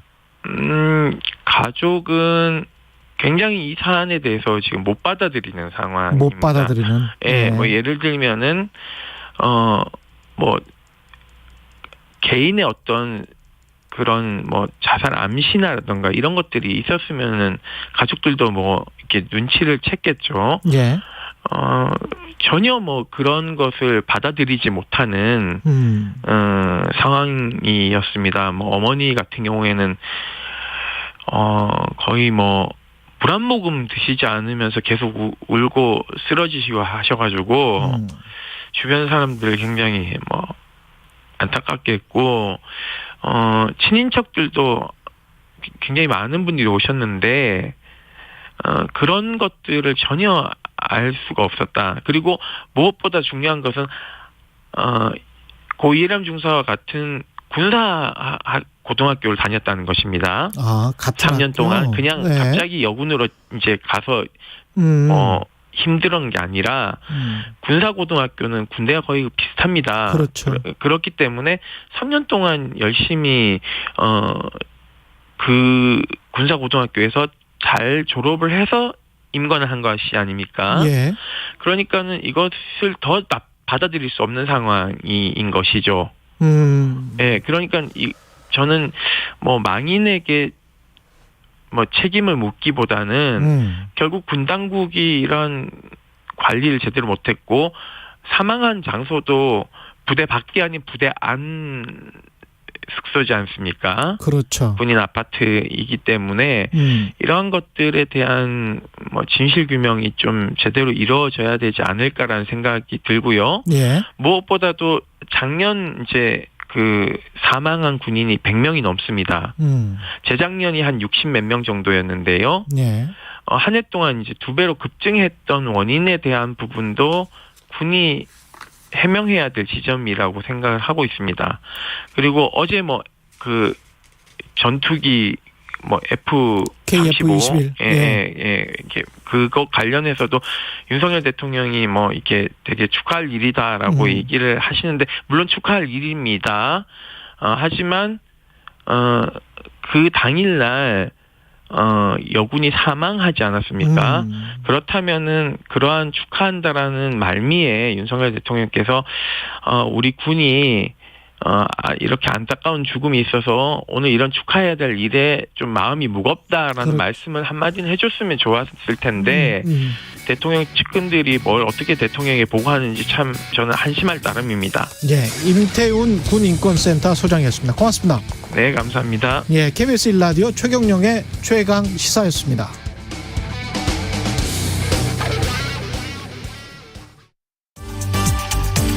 여름철에는 집중호우로 인한 재난재해가 발생할 위험이 높아 철저한 대비가 중요합니다. 집중호우가 시작되면 차량 속도를 줄이고 물에 잠긴 도로,